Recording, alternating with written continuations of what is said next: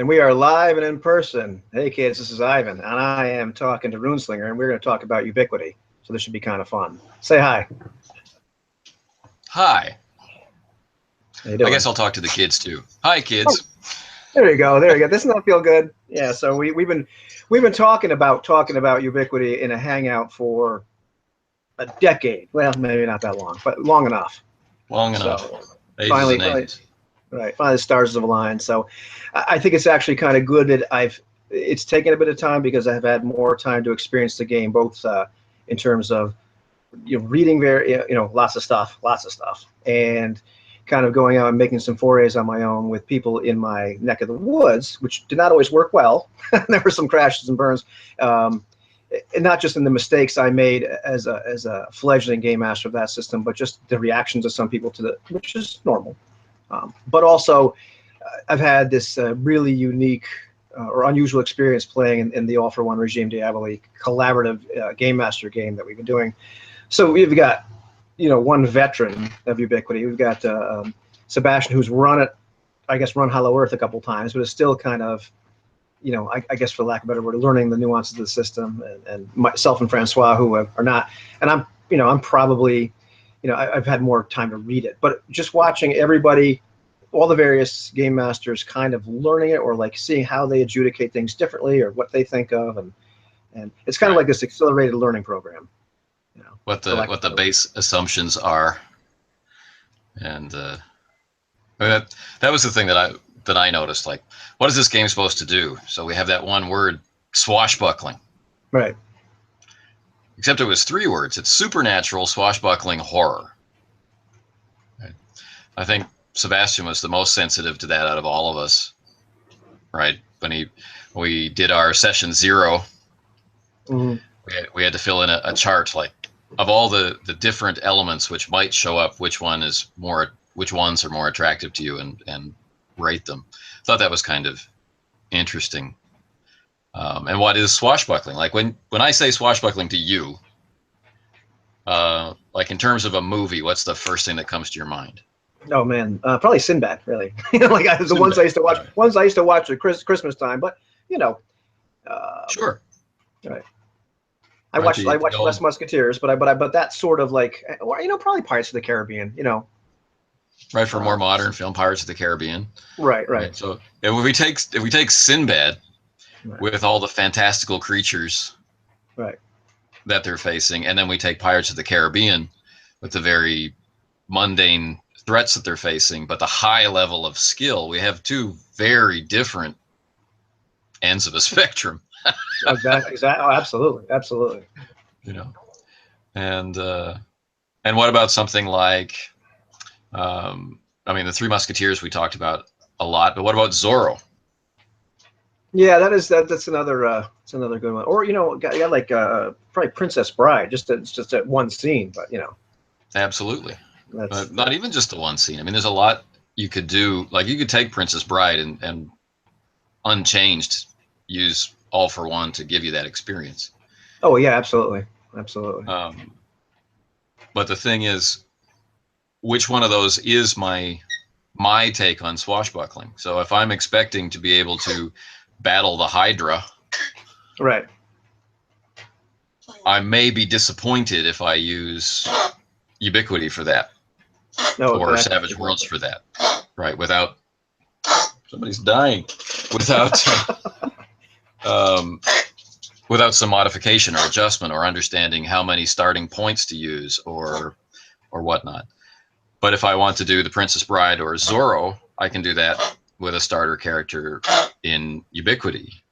I could do that with a starting character in 7C, but I can go a lot farther with that starting character in 7C, or I'll be expected to go farther with the 7C character than I am with the Ubiquity character, because the assumptions are different. So where am I going to hit that wall of expectation not matching reality? And that ties into that old concept of character poisoning that we talked about before. Right, exactly. It's funny because I had this conversation. This is actually a really active Hangout stay for me, because I talked to Dark Age of Roleplay games today, and we were talking about, we were kind of back and forth about our histories and what have you, and I talked about that idea where here I am, because I went through various stages of my history in gaming, where I had to be really careful, because every time I look at something, there's that I have that that experience with role playing already, and the games I'm familiar with, and I know what they do, and I there's the experiences I liked, so I play those games, and so when I look at something like Ubiquity or another game, there's always that thing in the back of my mind saying, I really want it to be like this. And then sometimes when it's not like that, you do run to that character poisoning, and I found that it was probably really, really helpful to me. And I found this copy of 7C in a local comic shop, and I know the guy, and I was in just the first edition, the Player's Handbook. It was really kind of cool to look at that and say, oh, well, this is what he's talking about. Like, I've watched his videos, I've seen that, and that's another cool tier, because I made this active day for me. I made this video about the tiers you might find in a game, in terms of like, I think Gygax was brilliant, or whoever made it. There's a normal, and there's a heroic and the super heroic. He probably wasn't talking about Ubiquity, but the idea, like, where's your focus going to be? And that, a lot of gamers talk about, they like this sweet spot, and for D&D people, a lot of times it's like this middle level thing, where we're going to call this the heroic tier, where you're better than average. You're qualified for the Princess Bride, but you don't really qualify to fight the Hydra. You're not super heroic. And you don't, and because I think in the heroic genre, like, we all know a guy that can do that. Like, yeah, this guy's really amazing. This is the guy you can find in the YouTube video. Like, can you believe that? Or I know Mike over here, he can bench press this much. The super heroic, you're like, nah, that's just not happening. But in 7C, it can kind of happen. Right, and that's, or I think it's probably on the low end of super heroic, but and the other end of the spectrum, if when you're starting Ubiquity character, you are head and shoulders over a starting, the Labyrinth Lord character, or Lamentations of the Flame Princess character. You'll kick their ass. To be quite frank, you're not a superhero, but you already have some kind of defining characteristics, and you've become experienced somewhere. I think so. And it is kind of interesting to me that like, when Ubiquity was new, and people were just picking it up, so they didn't have anyone else to ask. They were the first explorers in Ubiquity. Right. One of the comments I was able to like dig up on old forums and things was the sense that the Ubiquity character was weak. I even ended up writing a blog post about it when I was first getting into Ubiquity, because I didn't see it. I didn't see how they were weak, but a lot of people did. Like, I don't have enough points on my sheet. That was kind of a reaction from, like, World of Darkness characters. The character creation process feels very similar to making a classic World of Darkness character, assigning points.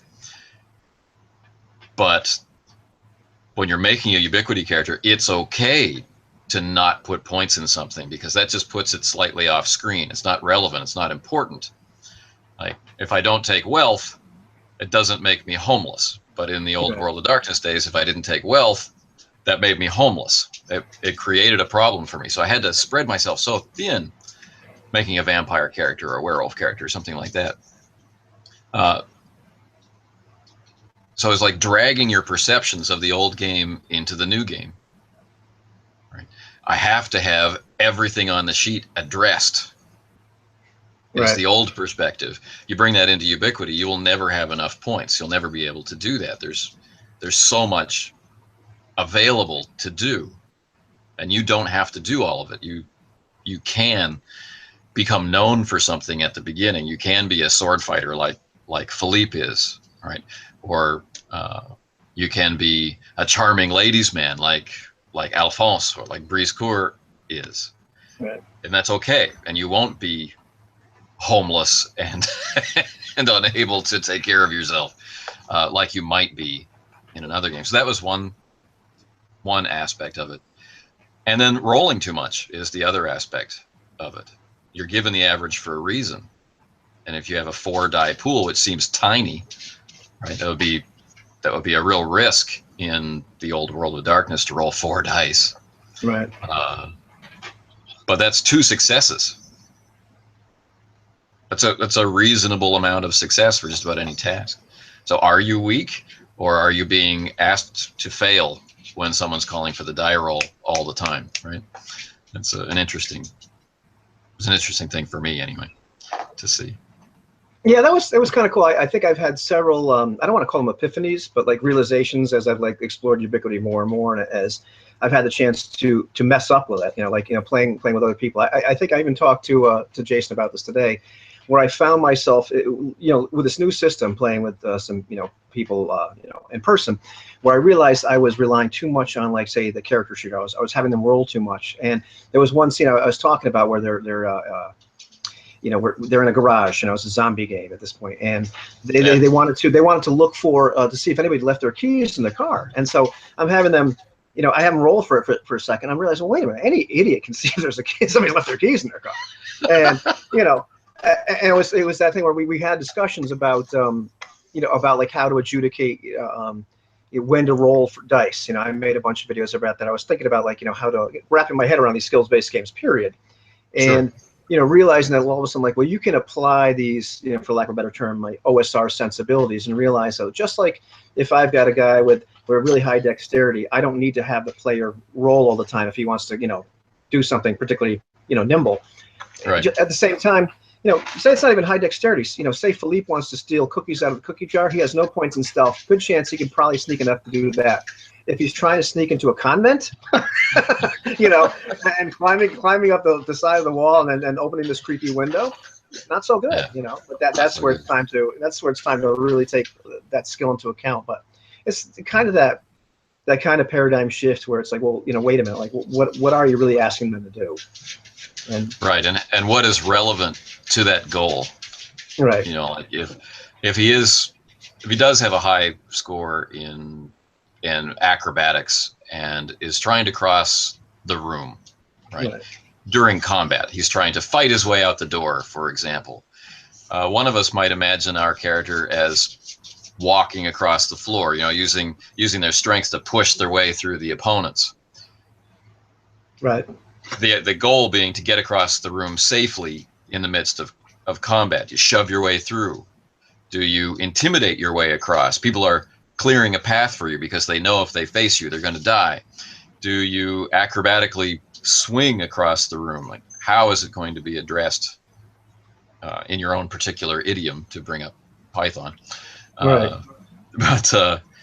And then, which is relevant? Is it the combat part of it that's relevant, and we can just narrate the rest, tack it on? Is there actual assistance or synergy going on? Should I give a bonus because you're so acrobatic or because you're so intimidating or whatnot? Or is it just that part, right? Can we assume that the combat part is successful and focus on the unique aspect of the scene, the swinging, the intimidating, the glaring, the charming, or the forceful pushing across the room? I mean, there are many ways to skin a cat in that scenario, and each game master is going to pull something different out of, and we all might say, well, it seems to me that logically it should be synergy, and someone else saying, well, obviously it's got to be fighting because that's where the highest stakes are, right? And et cetera, et cetera, et cetera. But so it's kind of neat to be with 3 other game masters and watch them in the heat of a live video have to. Are you okay? Have to make a call, right? Yeah. Well, that's cool. I mean, I've actually enjoyed the fact that like we've made different calls, and we've had this time we've had those times when we just realize that, hey, that's interesting. I wouldn't have said that, but that makes sense. That's we were talking about that too. I kind of, one of the things that really struck me about Ubiquity too is, of course, I loved it because the 6 attributes are, direct analogs to that, what you'd find in Dungeons and Dragons. So I understood them instantly, Right, that other very famous game. That other very famous game, right? So okay, I'm like, okay, well, it was easy to wrap my head around it. It was easy to wrap my head around the 1 to 5 spread and kind of conceptualize what does that really mean, Right. And then the idea that, I mean, they're talents, but you could have a guy that's really, has a really high willpower, and then he could take a talent, so he's fighting more with his force of will or defending himself with that, and so you can kind of substitute things for that. And I forget what the talent is, where you're really kind of wandering through a combat using some other ability, and not getting hurt. Combat skill. Yeah. Yeah. Right. Exactly. And I was like, oh, that's cool because you're not locked down to that one ability. Right. And which kind of ushers in an interesting side tangent, but I'm famous for tangents, or at least I think I am. So one of the things, I was thinking about, like, what are some of the things that I like less about the system, or because that's what's going to happen. You look at a system and say, I like this, I like this, I like this. This is something I'm still having a trouble wrapping my head around, and I don't think this is necessarily just Ubiquity. I think this is a lot of games that are not class and level based. So I made this brilliant response video today about that. So it was brilliant. But aren't all your videos brilliant? Hey, well, now some of them suck. This was, I've gone back and watched a couple and been like, oh my God, what the hell was I thinking? Especially some of the older ones. But I'm looking at what's one of my biggest issues with systems like Ubiquity is the idea is because it's not level based. Characters tend not to increase defensively. In other words, they're I view hit points as this big abstraction in that other famous game. And so to me, it's not that the guy can get beat up more. I've been mentioned, it's like kind of like the Bruce Willis scenario. The guy is that good at rolling with the punches all the time. And so, one of the first things that struck me about Ubiquity as I'm looking at it is like, man, the offensive die pools are a lot bigger than the defensive die pools. This game is very deadly. Like, getting a combat is serious business. Now that's very realistic because, you know more about actual fisticuffs than I do, I'm sure, and can probably kill me in one blow of a sword. But generally in a fight, first guy that gets a good hit in, the fight's over. So that makes sense. But as we're playing these maybe heroic characters to a degree, in the games that I grew up with, you have your health or hit points or whatever you want to call it kind of raises over time. And to me, conceptually, this is the guy getting better at rolling with the punches. And when something should have hurt him, he's able to roll out of the way. And in something like Ubiquity, that doesn't happen as much. And sure, you can take, I think it's the robust talent a couple times, or you can decide to invest like I did very wisely in the parry talent, or the dodge, or the block, or whatever. So you're substituting a different die pool. You're using a bigger die pool. But that gets into the almost the resource part of the game. It's like, because you're going to start out with one talent, maybe two. I mean, that's the Ubiquity player's dilemma is, when I build this character, what is the foundation that I'm building on? Right. So sure, I could take robust and start out with a greater wound capacity, or I could take one of the defensive talents or some of the offensive talents and defend myself by doing greater offense or whatever. But then it's 15 experience points to the next talent with nothing else about your character changing. Right. And how long is that going to take? Well, I mean, if you're earning 5 experience points per session, well, that's only 3 sessions, but that's also 3 sessions of extreme peril or risk or whatever. As we found out. Right. And for some people, they might be working toward a character concept, like they're starting play with a weaker version of the character that they want to play. Right. And that will be a very long 3 sessions. I don't like to put myself in that place. Like, oh, I can't wait till I get this talent, and then I get a couple more experience points, then I get that talent. I try and make the character that I want to play be the starting character, which isn't always easy in any game. And even when you're playing the same system, like Powered by the Apocalypse games, there are like 1,000 of them now. Right. And they're definitely not all the same. They're all recognizable as being the same game, but some games have elements that other games don't. And you're playing this one. It's like, oh, I really missed this thing from this other one. Right. And you might find that if you're jumping around between the Ubiquity games, like I'm in Leagues of Adventure, and it has this talent, but it's not available in Hollow Earth Expedition. Right. Can I import it? Should I import it? And does it match with being trapped in the Hollow Earth, or Desolation with no resources at all? Right. Stuff like that. But I don't know.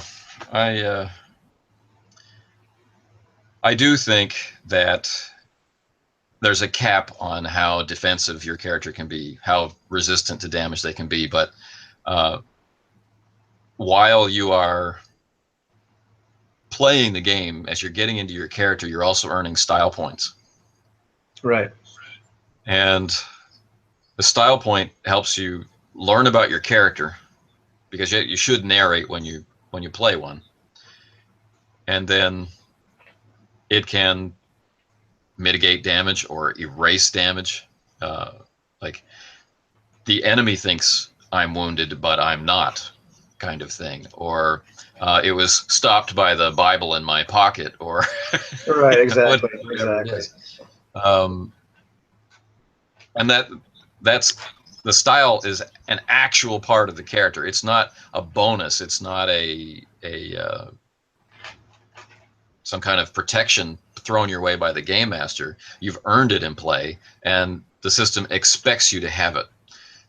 Many of the talents require, to boost them up, require style.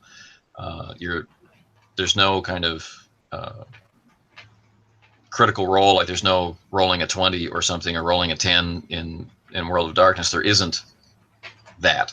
There's just rolling high above the average to get that die roll thrill, or rolling way below the average to get the opposite thrill. So which we've seen in our game. We've seen that in our game a few times. 7 successes to get, or 7 rolls to get 4 successes on a magic roll. So where does that come from? It comes from being able to apply the style that you've earned. It's like, right. Oh, this guy's going down. I've got all of my normal forces marshaled, and I'm really going to push myself. So here's 4 style, and then you plunk down 4 extra dice onto your pool. It can work as that analog of, like that activation syndrome. Like, I'm ready. I can't wait to roll this huge mitt full of dice and see how many successes that turns into. And but I think when you're new to the system, you can forget that you have style points. Game Master can forget to give you the style points that you've earned. Like, we're all sitting around laughing, haha, that was an awesome scene, and then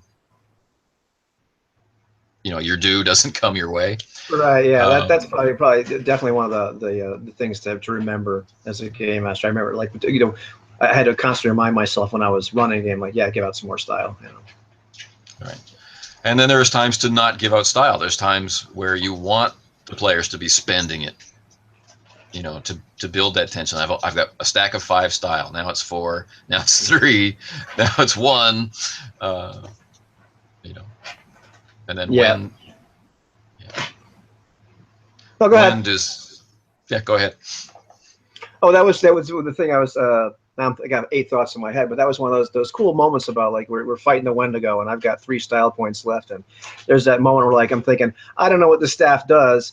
My disarm roll is lousy. Now, I mean, we're talking about Philippe's lousy disarm die pool, which is pretty darn good. But at that point, I'm like, I'm only rolling 5 dice here. God knows what it's going to take to disarm this. Well, it's an opposed roll, so I've got 3 left. Of course, I'm going to apply it to that. So it was that sort of Hail Mary. I mean, to me, that's like when you want to use it. I mean, yeah, it's kind of. I mean, I used it to try to climb up the wall of the palace, the Louvre, and I fell because even though I'm rolling this 8 die pool, no dice. I should have had 4 successes and been able to, like, scamper up there with one hand. But oh well. Sometimes you got to. But it didn't work out that way, and I think that was interesting. We all enjoyed that scene a lot. Right. I don't think a game master should give you style for that scene. Right. You invested yourself in it. You were trying to show us up, and it didn't work out. Boom, you're a little deflated. But later on, like in the scene with disarming the Wendigo, right? You invest all of yourself in this Hail Mary attempt. We're all working together, and I think we would all be bolstered by your success there. As the staff flies off into the darkness, I think Philippe would regain some style after spending the style there. But not all game masters are going to agree. Some of them are going to be very, very by the book and say, you can earn style for your flaws and your motivation and fulfilling your archetype, and that is it. Exactly. So you've taken the flaw hunted, like Martin has, and then you'll never earn style because when are you being hunted? Well, just wait till next game session. Yeah. But yeah, that's it brings up an important point though. Is now I've lost my other tangents, but it's okay. Is that Sorry, man. it's no, it's all right. It's age. You'll know in a year or two. But it's part of part of the learning curve for this game. And I was talking about learning curves, today with Jason, because we're both like remarkably similar. To come from the same, same background. It's part of that learning curve is, he talked about being reluctant to like try different games because or run certain games because he wants to have that full intuitive grasp of it. That's the same kind of thing I've talked about. And it's that moment where like, your Hangout style becomes more intuitive. And of course, it's like anything else. You do it more, you become better at it. The moment, like, I think I'm a lot better at like grasping it now. Like as other game masters, like as Francois and Sebastian were doing things, I kind of felt like I would have done this differently here, but it felt a lot more intuitive. It wasn't like I was counting. I was like, yeah, I probably wouldn't have called for a roll there or something. It started to feel more natural to me, like how that system, adjudicating that system would work. Right. So I think it's kind of...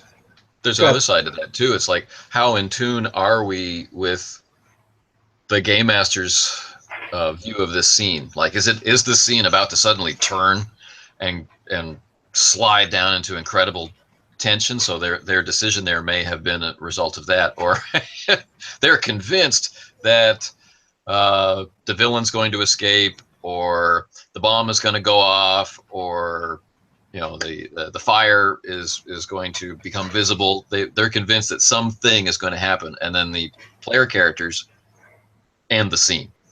Right. They catch the villain, they disarm the bomb, and they leave the building. It's like, oh well, everything I was hinting toward with my description is now gone. This scene is totally different than what I imagined.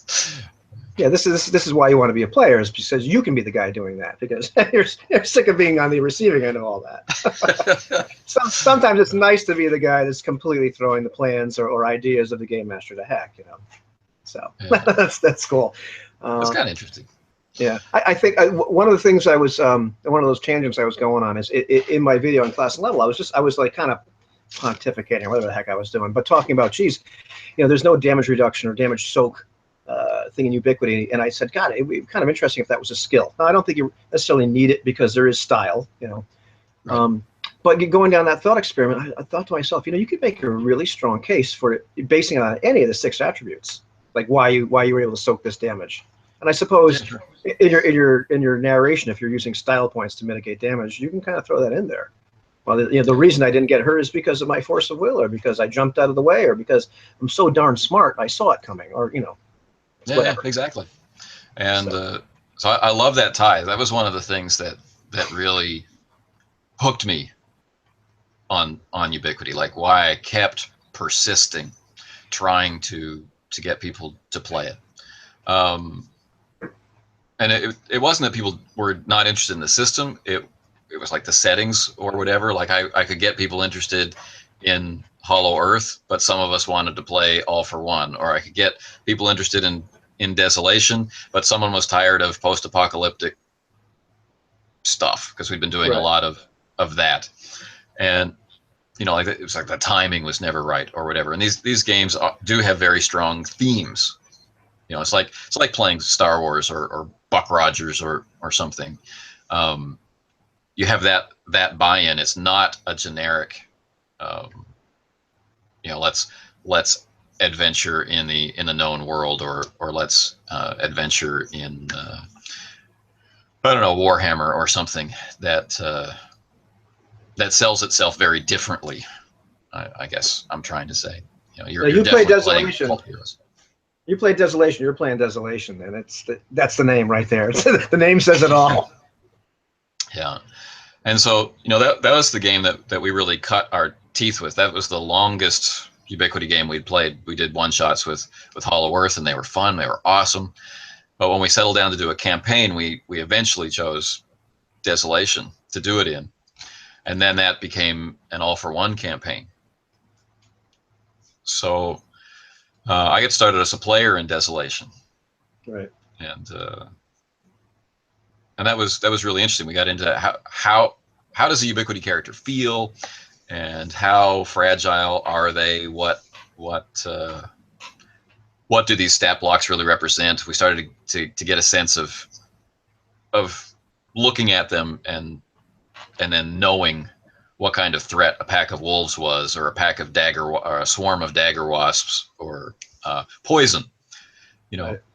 when you read through the poison sections, and you know that there's a likelihood of poisoned fruit out there because the whole world is trying to kill you. How poisonous is poisonous? Right. And until you actually inflict poison on a player, or eat the poison fruit as a player, you don't really know how difficult that role is going to be to resist the poison. And disease is even less intuitive. What does that really mean? This disease rating, And but it wasn't until we got into All for One, I'm running All for One, that I felt like I was running Ubiquity. And we had gone through maybe a month or two playing every Saturday. So like 5, 6, 7 sessions. Right. And we'd had fun every time. When people say, thanks for the game, thanks for the game. But then there was this point where at the end of the game, people came up and shook my hand and said, wow, that was a whole lot of fun. That was the point where I felt like, okay, I'm getting this. Whatever this is, whatever the take on this game is, this was it. Right? What did I do today? What was different?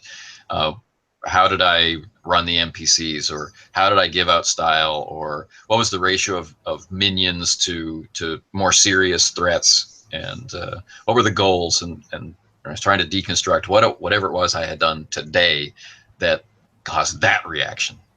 Right. And that was fun. And then from there, I've kind of retained that sense of confidence about the game. But you still have to get back into it. Like I've been running Star Wars for 3 years and doing Ubiquity and play by post or one shots here and there. So, I don't have those instincts refined or honed yet. And we're playing once every 2 or 3 weeks. So, we're never really going to be in that super confident driver's seat, or that total mastery that you and Jason were talking about. There's going to be conscious processing going on, because this is not practiced. Right. It's like you're trying to remember getting back on the horse.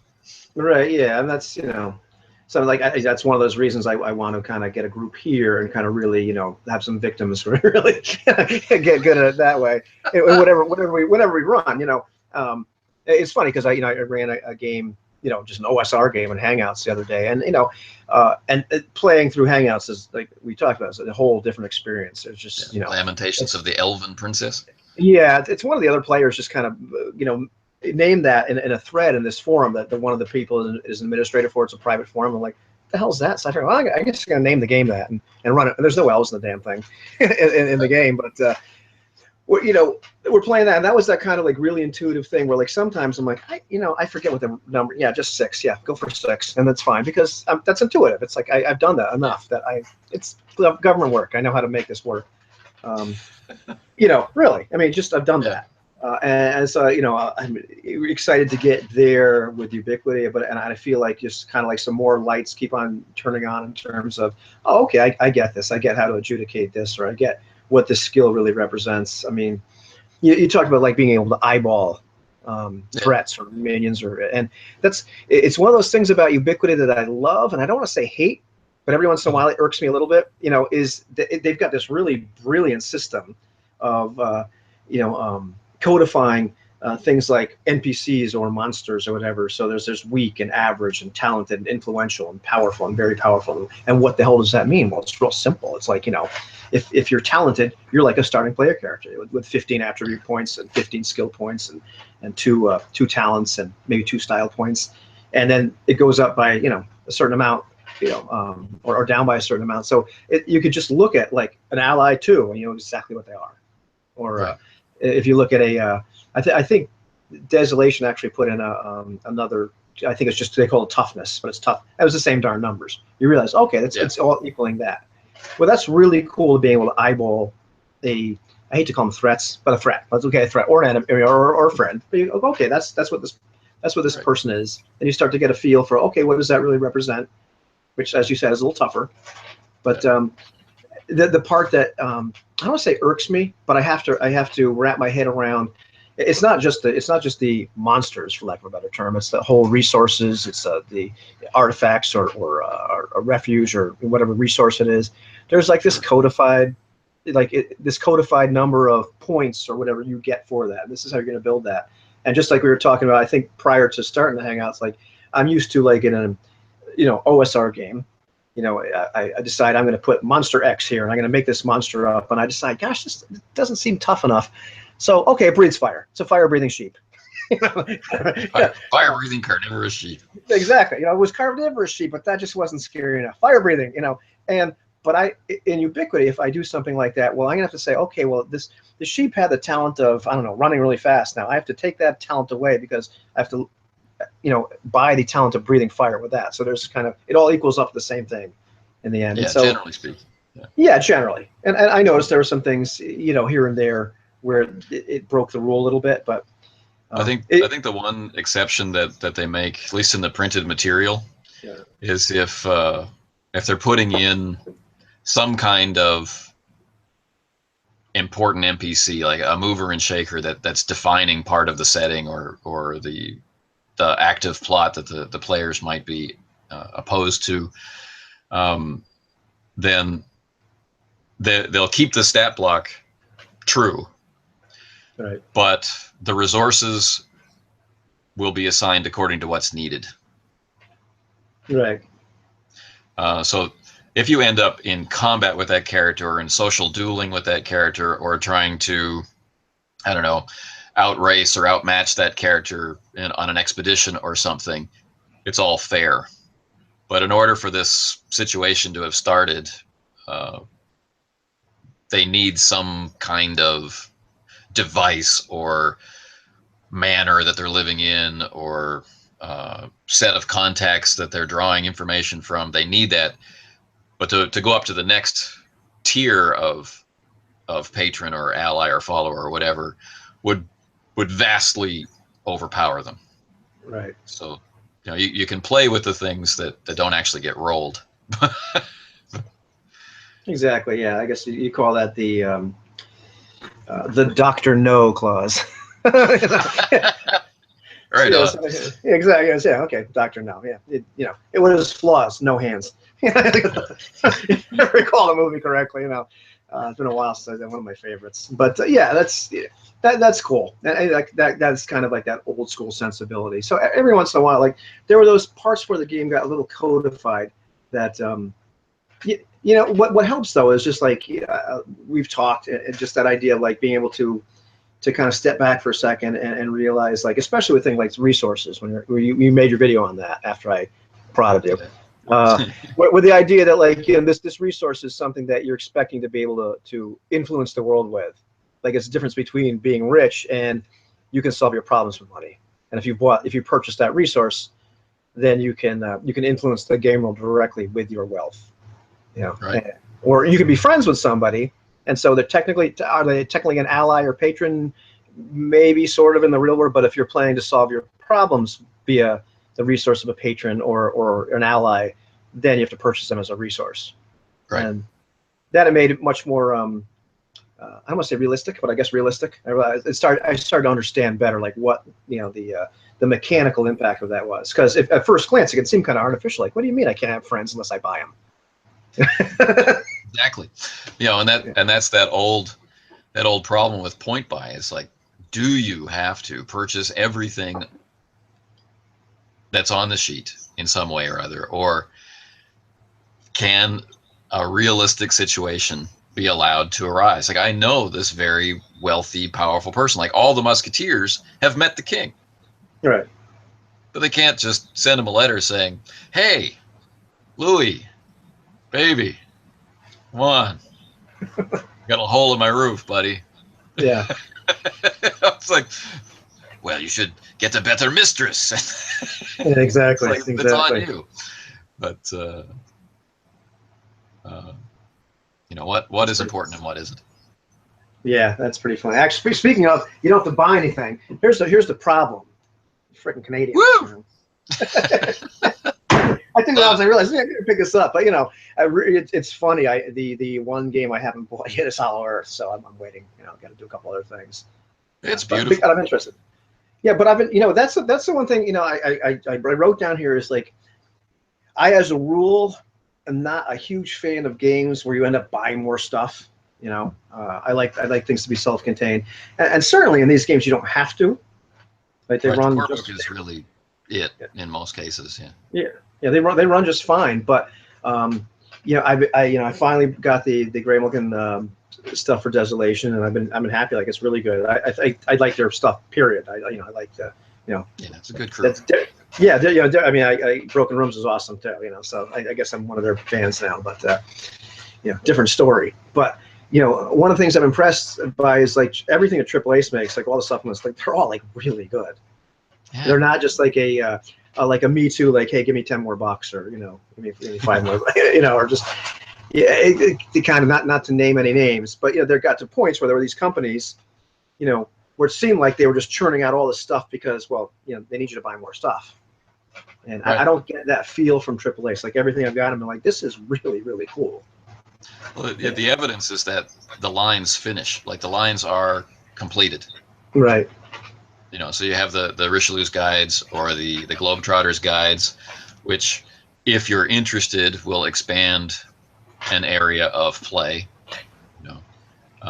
You're playing Leagues of Adventure, but you'd like to have a feel more like Dracula. Well, there's the Gothic horror supplement, and if you're really into doing expeditions and racing against other leagues to be the first to reach the golden lost city of wherever, well, then there's the Guide to Expeditions that can bring out more stuff. But you can play Leagues of Adventure for ever with all the stuff that's packed into it just by itself. But when he reached the end of that series, they were done. The monster books for Leagues of Gothic Horror, done. Right. It's not like, and this is the Gothic Horror Guide to Squid, and this is the Gothic Horror Guide to Millipedes. And right. Well, oddly enough, the guide to Squid is coming out pretty much. I think I funded that Kickstarter, so to speak. Oh, whatever it is, I'm eagerly waiting that. That should be kind of neat. That should be kind of neat because I'm. It's funny. I never played Call of Cthulhu. I've been a Lovecraft guy since like high school. I remember reading. I think one of my grandmother's boarder had like a little one of the books. I wish I still had it, but one of the stories was at the Mountains of Madness. I remember reading that. Yeah. And I'm like, oh my god! And I was hooked. But different story. So we'll see how that shows up. Well, I can confirm that he knocked it out of the park, and it takes it all the way back to Lovecraft and only Lovecraft. Really? Oh, that's neat. That's neat. It's pretty spectacular. Although I did enjoy the other authors, the whole crew. But, it's a different story for a different video. Different feel. Once again, you get back to those tiers. What kind of character you're playing. Are you playing the normal guy that's going to die or go crazy? The horror mechanic, I tell you, horror mechanic in Ubiquity is pretty interesting too. I haven't had a chance to use it. Yeah. Oh no, I take it back. I did have a chance to use it. I did add it in the zombie game, but it was a one shot. But I did get people to scream. I had the screamer, guy with the screaming flaw who did it beautifully.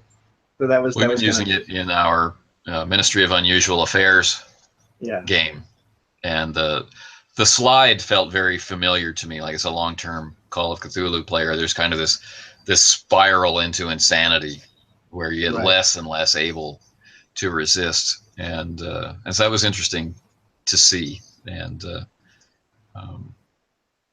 who was being affected, who was being affected more, and what was affected, and what was the difference between these kind of more hard-bitten investigators and the servants or the lackeys or the henchmen in the scene, and that's a resource to carefully manage. And then recovery after the mission is over, right? And you're like down to 1 or 2 sanity, and you're still okay, but the world is not the same as it was. right and will I ever feel the same way again? I love his little listing. I love his listening. Oh, we go to psychotherapy, or you go get wasted or something. You'll feel better. I'm reading that going, well, yeah, I suppose that's what they would have done right around then. You know, so he made it very period appropriate too, which was fantastic. That was kind of neat, you know. That's right, the stiff upper lip. Right, yeah, exactly. Yeah, you know, one of the other things I think has been neat so far is that, like, with the various lines that have come out, and I look at like PDF stuff from like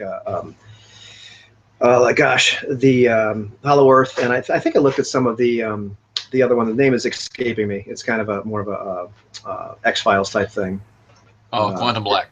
Quantum Black, yeah. I mean, look at some of those, and you know, the idea that, like, whatever the games are, that, like, pretty much, like you said, you can kind of import anything. Like, it's super modular, which I really appreciate.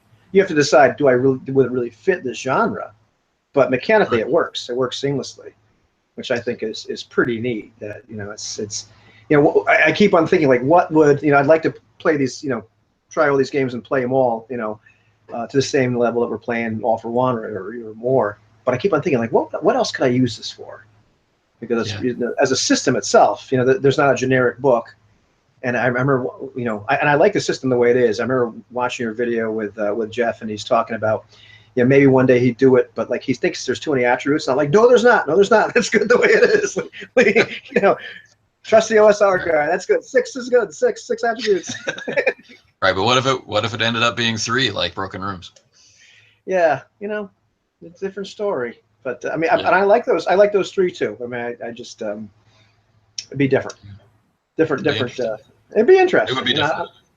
Yeah, it'd be different. So I have a different feel. But what else was I thinking of right at the top of my head? On that particular tangent, like, right.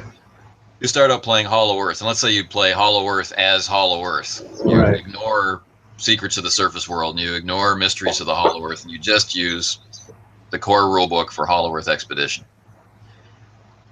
One of the most useful talents that you can buy in there for 15 XP is Direction Sense.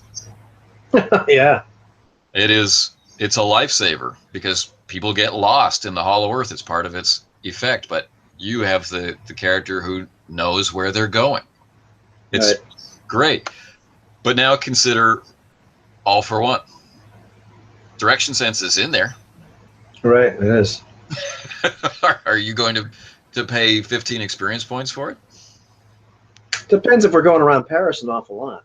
Yeah, there's a case that could be argued, but the level of utility changes. So it's absolutely. Genre has and setting has a massive effect on what is important. You know, I'll never need Riposte for my archaeologist. Right. But I definitely want it for an All for One duelist character, or, you know, maybe some kind of pirate of the space lanes in Space 1889. I want that talent. Right. Well, actually, it's interesting to see just, you know, how just sticking to that genre where we're playing, you know, musketeers with vampires and werewolves, and we got that, you know, we agreed on how much horror do we want and whatnot. That each one of us kind of invested in a different, like, what is this guy known for? Like, we're all musketeers, we're all competent, you know, as the king's guardsmen. But, you know, I've got that guy where, yeah, I mean, the parry and riposte talents, they make a lot of sense for a musketeer. I probably wouldn't have picked those talents in Desolation, you know, so to speak, or, you know, for that thing. And then, but it also pays, you know, it also pays great benefits to be the ladies' man, the briscoeurs, or just a charming guy, period, because there's a lot of social stuff that goes on in that game. You know, if you're a guy like Jean-Marie and your shtick is you're the monster hunter, it kind of pays to be, in gamist terms, the damage sponge, and that's his whole. That's what he spent his talents on, if I recall. It's like he can take a lot of damage. Iron Jaw, because more than likely he's going to have the crap beat out of him by these things. Right. You know, in the middle of it. You know, and you've got the whole magic vibe going on, and you know that's cool. That's a whole different avenue, which, you know. So the thing the thing that Martin is known for is the thing that nobody knows that he does. Right. Exactly. Hey, you know, I didn't think of it in those terms. Yeah, well, it's okay. But that's, you know, but the queen knows his name, so. There you go. He's good at positioning himself that way. You know, the funny thing too, I just had these notes down on this other screen, is is style. That was one of those things that initially, it was one of those parts of the game. I'm like, I'm not really sure if I'm digging that because Me too. right, because when I returned to game, like there weren't things like that, you know, in the games I used to play. And so I'm looking at all these other games where there's like, you know, re-rolls or some kind of, you know, fate point or something, you know, and Yep. where you get some kind of thing where you're going to re-narrate the scene, or you're going to, you know, it's a second chance and all that sort of thing. And Like it a get really out of jail free card. exactly. It's And, not you know, dangerous or risky enough. no, we're not fudging it. It's just my hero point, you know. What? But you know, it's kind of neat to, once you wrap your head around the idea that it's going above and beyond your normal ability. Or, you know, a case of damage mitigation, it's like, well, this is who this guy is. So of course he had his Bible in his pocket that stopped the dagger or whatever. Yep. You know, and it's funny too. I laughed because you know, Seb posted down on Facebook. He did this mathematical analysis of Ubiquity, and I kind of messaged him back. Dude, you should have told me. I did it a while ago. You know, because I like to deconstruct mathematics as well. And he said something. He said something that made me smile. That like, you would rob me of the experience of figuring out for myself, and I understand that immediately. But yeah, as I did my own, like, I just deconstructed the math. Like, how does this really work? You get this idea that, like, you know, okay, you hit the average maybe 60% of the time is where you would have hit the average. Okay, so it's reasonable, you know, that you can take the average in a lot of cases, unless it's, you know, appropriately dramatic, or, you know. Yeah. But you can also look at the probabilities and realize despite the size of the bell curve, by the time you're like need 2 more successes than the average you're going to get, you better be spending style points. Like, this is out of your character's league, you know. Right. And by the same token, you know, scoring 2 less successes than the average on a die roll, pretty unlikely. You should be able to do that, unless you're like one of us. you manage to like not be able to climb up the freaking wall of the Louvre with, you know, an 8-die pool, or you can't cast a magic spell to save your life and you almost killed yourself. That was, I tell you what, that was, I held my breath when you took that amulet out, and I was thinking, what if he's going to die right in front of us? Using That would have been cool. That would have been really cool, really epic. Yeah, she'll talk now. And the rest of you having to role play through thinking it's a part of the plot. Exactly. That would have been a hoot. But no, it's true. And like, I've seen it, right? I've seen people, like, there's a joke encoded in the actual, or the, I can't think of what I want to say now. In Desolation, the actual play example. Right. They make a joke. They go back and forth. Oh, I'm going to take the average. Oh, I should have rolled. I'm going to take the average. I'm going to roll next time. Oh, I should have taken the average. You know, back and forth. That's the Ubiquity player's life, right there. That's for sure. And I've seen people get up and just like, yeah. You know, they're rolling an 8-die pool and they roll 6 or 7 successes. That's thrilling. That's like your natural 20 kind of experience. Yeah, if you really look at the probabilities, that's highly unlikely. That's really unlikely. So, that's kind of, so that was neat, you know, just to do that exercise, to realize just how much of your character style is, because you get to realize that, like, yeah, they can perform at this level of, you know, say they got a 4-die pool, they can their average is 2, they can do these things that are, you know, average, but like, if they're trying to do something hard, they have to push themselves. They have to spend some of that mojo, or whatever you want to call it. And that applies to the player too. Is like they have to take style into their hearts and into their homes. You know, you need to earn it. Right. You know, you can't just sit back and have the character that's on paper just be on paper. It needs to appear. You know, the character's flaw. You take a flaw that you enjoy and you want to play, that you want to use to gain style, and you take a motivation that you actually want to pursue in play, and not for metagame reasons of, well, that's how I earn style, but recognizing the fact that your character needs style. It is as much a part of the character as strength and dexterity and body. Right. Good. I'm gonna go pick somebody up just a second. Right on. Yeah, that makes sense. You know, to me, it was worth a lot more than to me, it was worth a lot more than something like a backstory.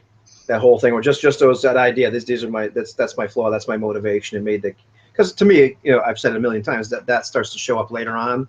But just the idea. Well, this is the basic core. Like you get a few word description of what Philippe is like, and it's easy to start. And then it's easy to start to play the character that way. Yeah. And then you can, and everybody knows what to expect. And it's a signal to the game master too. Like these are the type of social situations that I, as the player, find entertaining. Right. So that informs my flaw choice or whatever. And if you're playing D&D and you get a party of all fighters, that sends a pretty clear signal. Right. What the group is interested in. Even more so maybe than a pack of clerics. Right, exactly. Exactly. Yeah, but that makes it really kind of interesting, like just the experience of having this game where, yeah, sure, we all can gain style for doing cool stuff as musketeers because that's part of the genre. It is that that thing that cinematic part where you look at the screen like that's cool, the whole. But there is also like, well, he just acted like himself. Even if he just did something incredibly dumb, which my guy is good at, but Well, you took impulsive, didn't you? Yeah, it took. I think he's thrill actually seeker. a thrill seeker and curious, and he's impulsive too. He probably really has 3 flaws, but it's kind of interesting to figure out like how to play those. Yeah. But he's young. He acts like a young guy. I can do that. I remember being 20. Okay, I can act like 20 and eager and all that kind of stuff. So that is. That's a part of the game that I learned to really like, where originally, I was like, I'm not really sure if I'm into that. So, but as you said, you do, right? We always used to talk about the 5-minute D&D character. After I stopped playing D&D and got into other games, character creation seemed a little long. I've been playing D&D for almost a decade at the point where you started to really experiment with stuff. And with very few exceptions, all character creation for all other games took me much longer than making a D&D character. It was just like all in memory. Didn't have to fill anything in on some kind of prepared character sheet. You could just jot it down, and it was super fast. And like I said, 5 minutes, and that included who is this guy? But the character basically had an archetype, right? It had some kind of motivation. He is adventuring because, and wound up having some kind of quirk in play, whatever that was. Right. Oh, absolutely. So when I look at Ubiquity, I see those 3 pillars of character support, and it seems like a way to transmit learned wisdom. No, absolutely. So like the Powered by the Apocalypse games kind of do the same thing. They set you up so you can play using all of that wisdom, but encoding it into the rules rather than have it be something that would arise incompletely through years of play. Burning Wheel similarly. These aren't games that everybody might take to. Right. But going through the rules, if you come from playing these older games, you can kind of say, oh, well, the effect of that rule on the game is we always used to do that anyway. You hear that over and over again. Oh, we did that anyway. We did that anyway. We didn't need a rule for that. Right. We didn't need a rule for that. We discovered it. Now there is a rule for that, so people don't have to discover it. Yeah, because it took us a while. It took us a while to discover those things. That's kind of interesting. Yeah. It is neat, as you said too. It does. Ubiquity does tend to kind of straddle that kind of old school sensibility with some of the more modern approaches, and it took me a while to really kind of wrap my head around some of those. But like the more epiphanies I had, the more I realized that that's really kind of what it was doing, is I could apply the same mindset or some of my instincts rather to that. I just had to become familiar with a different set of rules or principles or whatever, what's under the engine? Okay, it's actually a rotary engine under there. We're driving a Mazda. We're driving a Mazda. Okay, it works a little different, but okay, I get how this is doing it. All right, Yeah. There's still a steering wheel and all that kind of stuff. So that was neat. One of the things that's probably the most interesting in Ubiquity is the magic systems. And Sure. I haven't looked at Hollow Earths yet, but just it is funny because potentially magic is like incredibly powerful in Ubiquity. There aren't some of the reins on it that like say old school D&D doesn't. Old school D&D had these incredible reins. Vancian magic was a big rein on magic, because these guys would burn the world down. And Ubiquity without some kind of rein, every game, every version of Ubiquity seems to put a different set of boundaries around that bomb. That's true. From exploding the earth, and so like it's something like All for One. It takes time, and of course also you better be secretive about it too, if you're playing true to the genre. So it takes some time, and the Inquisition is a huge threat, which in a Monty Hall campaign could just be ignored. Right. But you really, the game master needs to be on their toes. How would people who witnessed what they just witnessed, and what would even a 17th century person think of to do with magic? Right. So no fireballs in the street, even though mechanically that's totally possible. Right. But that would be an awfully long spell. Exactly. Philippe would have killed everybody by then. You could just burn the bodies, Martha. Burn the bodies.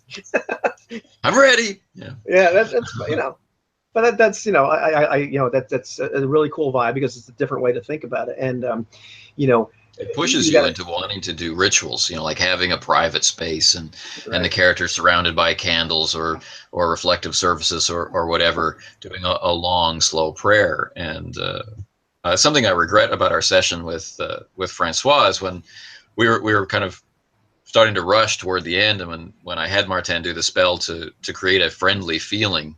Right. This was a simple spell. I mean, he wasn't dominating her using mind control. I wasn't trying to get, in the system, opposed dice to use against her willpower to force her to tell. He was just creating this sense of, I just needed 4 successes, and it took forever. And I described nothing about that. I just said I prayed. And I really should have gone into, how he was sitting there praying with her and why she was getting a sense that something magical was happening. And so that's a shame. Something for next time.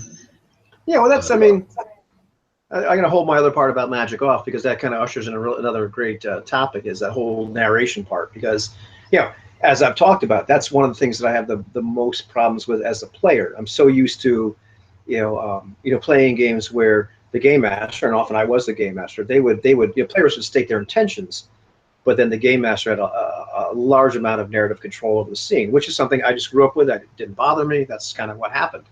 Well, it's sufficient.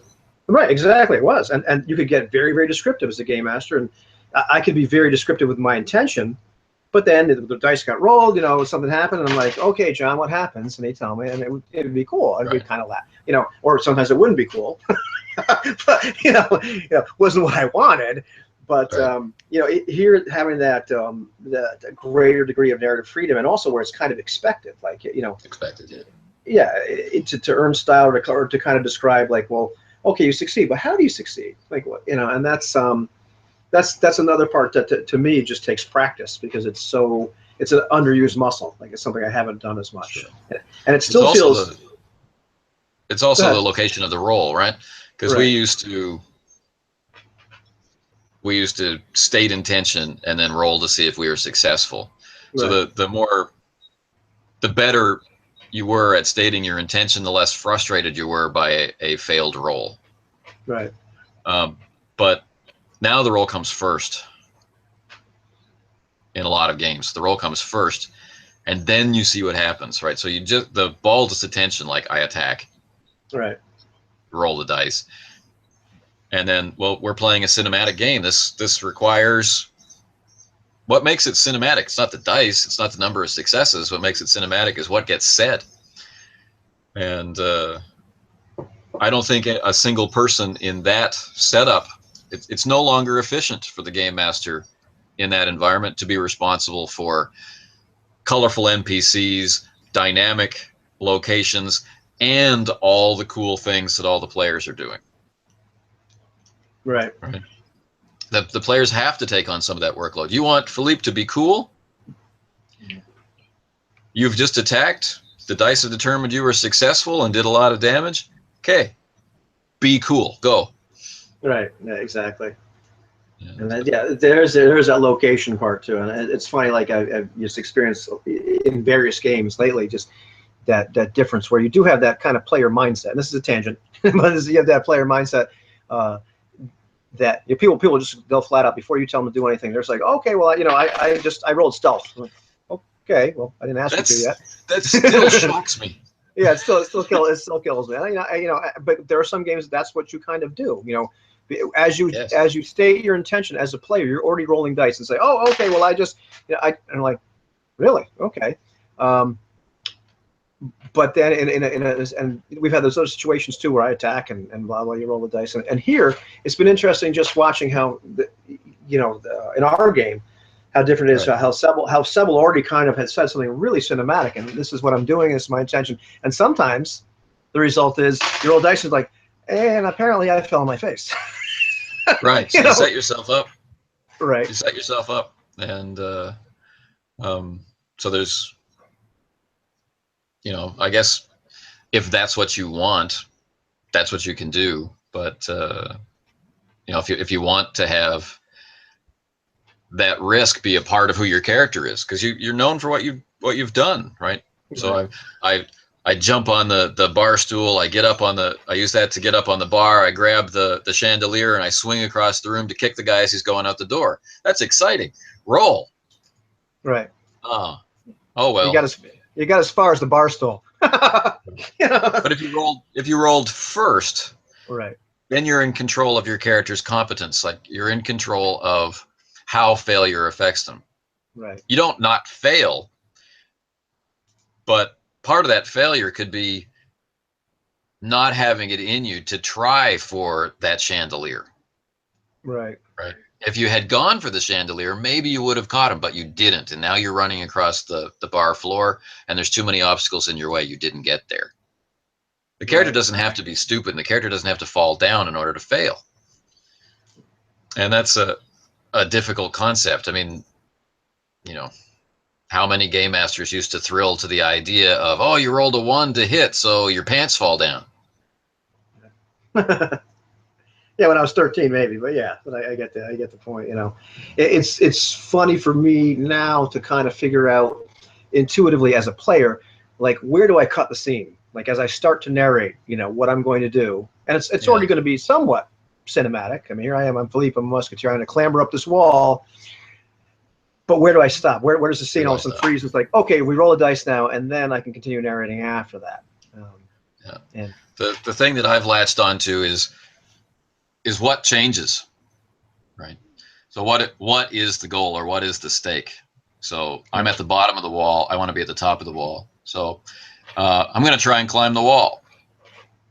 And then I receive the modifiers or whatnot from the game master. Right. I roll the dice. I'm successful.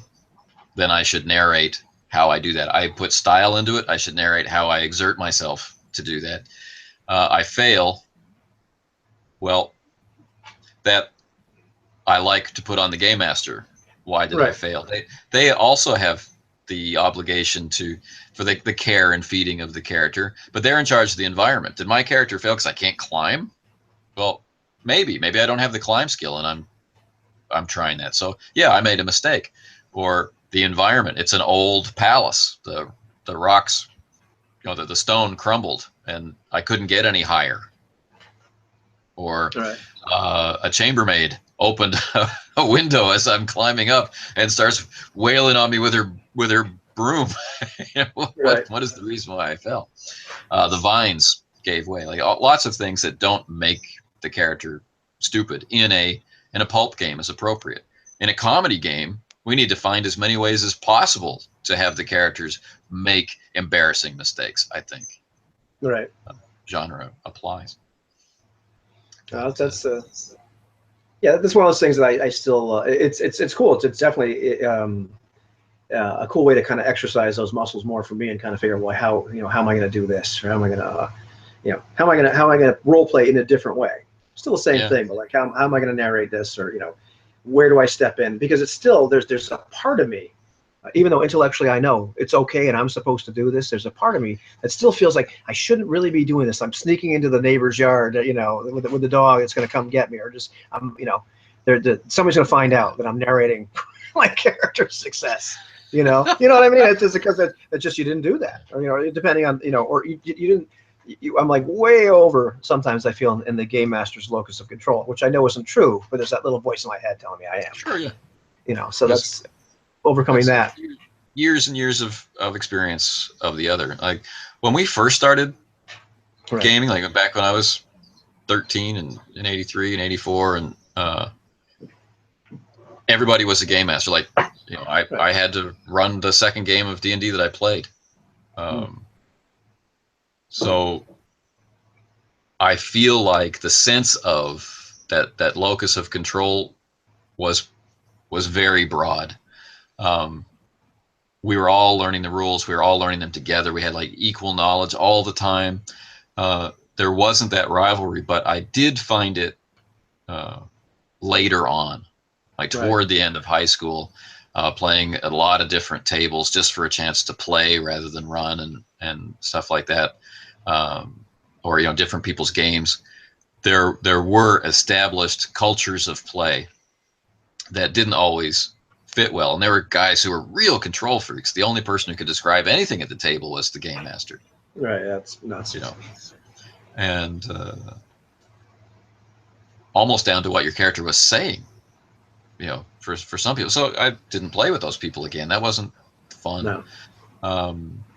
But I know that through the 90s, with a lot of the games that were going on, there was this idea of the storyteller in like World of Darkness games. The storyteller was supposed to be creating this environment for the players to be in, which meant you were talking all the time, and that was a very easy habit to get into.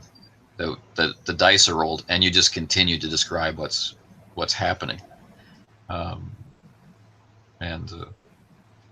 it was refreshing change to see games come out that codify, make it clear, this is your turn, this is someone else's turn, and it's not really a part of Ubiquity, but it's kind of implied, I think. Right. Yeah, it's definitely cool. I mean, it's funny. I was thinking of a couple other things, like my first real big introduction to like really giant skill systems really wasn't in a skill-based game at all. It was coming back and playing like things like Pathfinder, what D&D had become part of that, and because there's a huge part of those games that becomes the skill system, huge. Right. And I can get behind this skill system a lot more, and I think for variety of reasons. Part of it is that it's not so darn gamey when it comes right down to it, for lack of a better word. Like it's very, very tactical. Like what do I spend my skill points on this time, or which feat do I take this time, because they keep coming, and you can in a game like that. Not that I'm knocking it, but it just wasn't for me. It was a big time tactical exercise. Right. It seems like more in Ubiquity, not getting a heck of a lot of experience points where you really have to make really, they don't come in floods. Right. And you're not going to be improved. You're going to stay within that tier. That's what it boils down to. And so we're joking around about having these deliberations about, man, what do I put my 4 experience points or 5 experience points in this time? But when it comes right down to it, it's not going to. I'm not going to fundamentally change the fact that Philippe is a young, impulsive, thrill-seeking swordsman that just wants to make a name for himself and still feels insecure. The fact that maybe I can make him a little more intimidating. Really what it boils down to is I'm not making him intimidating for net because now he's a tough guy. The idea is, well, maybe now I can kind of scare people with my sword play to the point where they're just like, I don't want to mess with him. That's kind of more the, rumors out there. There's marks on his face. Right, that sort of thing. And if I increase his stealth a little bit, do I want? It's not that I want him to make a sneaky guy. It's like maybe he realizes, hey, I really should be a little bit more careful when I sneak into nuns' houses. Maybe I should just Right. not just hop right in there. But it's not that same real tactical exercise. That I Right. find with like a lot of other games. I mean, still you think about it. I mean, even when you were talking about character creation, creating Philippe took some time because it was a new system. But I Sure. sat down and created a bunch of characters for one shot, and it was easy after a while. Just kind of look around and say, okay, well, this ability is going to be a little higher out of all the 6, and okay, they have this talent, and Right. That's what it becomes. You start to build a character around like, okay, well, this talent looks kind of cool, or it would kind of inform the characters kind of like this, and that kind of fits with that archetype right off the bat. This is your, Yeah. okay, boom, and then everything else is kind of like this window dressing you put around it, where it's not this giant tactical exercise. So I could see like how over time, okay, maybe it's not a 5-minute character creation, but it's certainly not an hour. Right. So that For me, it's down to 5 minutes. Yeah. But that's because I remember most of the talents. I remember how the resources work. I've got the flow of things like ally, so I know if I've got an ally of rank 3, how many bonus resources they have and stuff like that. So I don't have to reference as much, which speeds things up. And that's because this is a primary game for me. Whereas if I went and tried to get ready to run Blue Planet again, everything I'm going to look at every single page to make sure I'm doing it right, because I don't remember, and stuff like that. Yeah, and I haven't bought the bullet to buy that stuff yet. You're gonna kill me. Won't be able to pay my mortgage, but different story. Yeah, but play Broken Rooms for a while first, and then get into Blue Planet. Bro. Yeah, no, it's with somebody else that seem to be interested on Facebook or whatever. Just 2 other things. I think really, I'm just Columbo. Just one more thing. Just one more thing. Yeah, I really haven't come to a real conclusion yet. I mean, I keep on toying around with this idea that I'm probably somebody that prefers simulationists or games that support a simulationist style, which I think is probably pretty fair. I think I'm that guy, because it was funny. I was talking to Jason today, and I went back and I watched some old videos of mine. I forget why. It was something I thought I said something. I want to go check it out. And I was using the same words like 5 years ago, talking about like, I just want to state my intentions. I just want to be this guy in this situation. I'm like, huh. That's before I really knew what I was talking about, or that I knew this. Somebody had already described that. But I'm wondering for you, do you feel like the Ubiquity games support a specific style or intention of play more than others? More than others.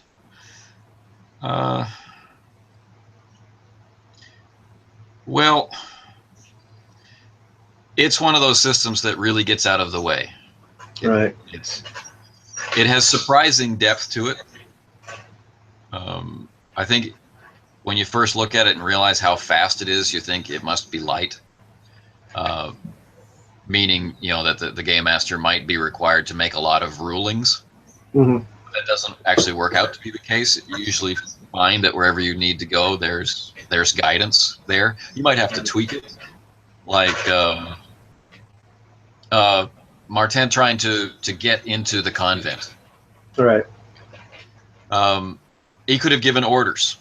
They have no reason to obey those orders, right? But he could have been using intimidation, rules as written. Use intimidation to give orders. Right. And con to deceive, and diplomacy to smooth things over, or bureaucracy to deal with, government paperwork and what should and shouldn't be done. But all of those are social skills, and if there's an argument to be made for how you're approaching the scene, then collaborating with the game master to make that possible is an area where the game is there to support you. You know how to do a skill check. Right. The game master's experience and perspective is there to modify how it's actually written. So as light as Ubiquity is, there's always something there to base a decision off of. So it's quite deep in that regard. But there's nothing in the game that pushes you toward control over the scene. And there's not a lot in the game where you need to develop the culture of play of character builds. And when I get to the next level, I've got optimal choices to play this class. You know, so the gamist aspect of it is minimized. There are great talents to take. You know, if you're going to play a duelist and you don't have parry, riposte, vigorous defense, you are going to struggle against opponents who have those things, for example, right? So there are choices you can make that will satisfy your urge to apply the system. And that leaves us really with the biggest part of it is that this is a vehicle to get an Indiana Jones or King Solomon's Mines or something like that on the table, right? How can we have the fantastic experience of John Carter of Mars? Ubiquity. How can we have this experience of Solomon Kane? Ubiquity, right? Conan. Ubiquity. I mean, it's there to be able to give you that stark sword and sorcery vibe, or that over the top, who knows what evil lurks in the hearts of men vibe. So what is it really doing? It's simulating genre, which is one of the most difficult things really to do with a game system. So if it leans in any particular direction, and if we're talking about GNS, then I would lean heavily toward towards simulation, because that's what it's trying to do. It's giving you that pulp heroics feel. And then you look at each of the different games. Hollow Earth Expedition is a particular type of heroic adventure, and Desolation is your sword and sorcery packaged in a very specific way. And, yes, it is. You know, high fantasy brought low. I mean, wow, what a tagline, and how true. And then All for One Regime Diabolique, you know, capturing all of those elements, the swashbuckling with the supernatural threats, you know, and the bravery of the musketeers in the face of horror. Leagues of Adventure, so exciting, so many different things you can do as an inventor or an explorer or a champion of truth and justice and whatnot. Space 1889, Quantum Black, you know, they simulate very distinct genres, and then you can fine-tune them. And like you said, you start getting ideas for, what do I want to do with it? I mean, the first live game of Ubiquity that I ran was a follow-up to Big Trouble in Little China. Right, I recall that. So, you know, what do you think?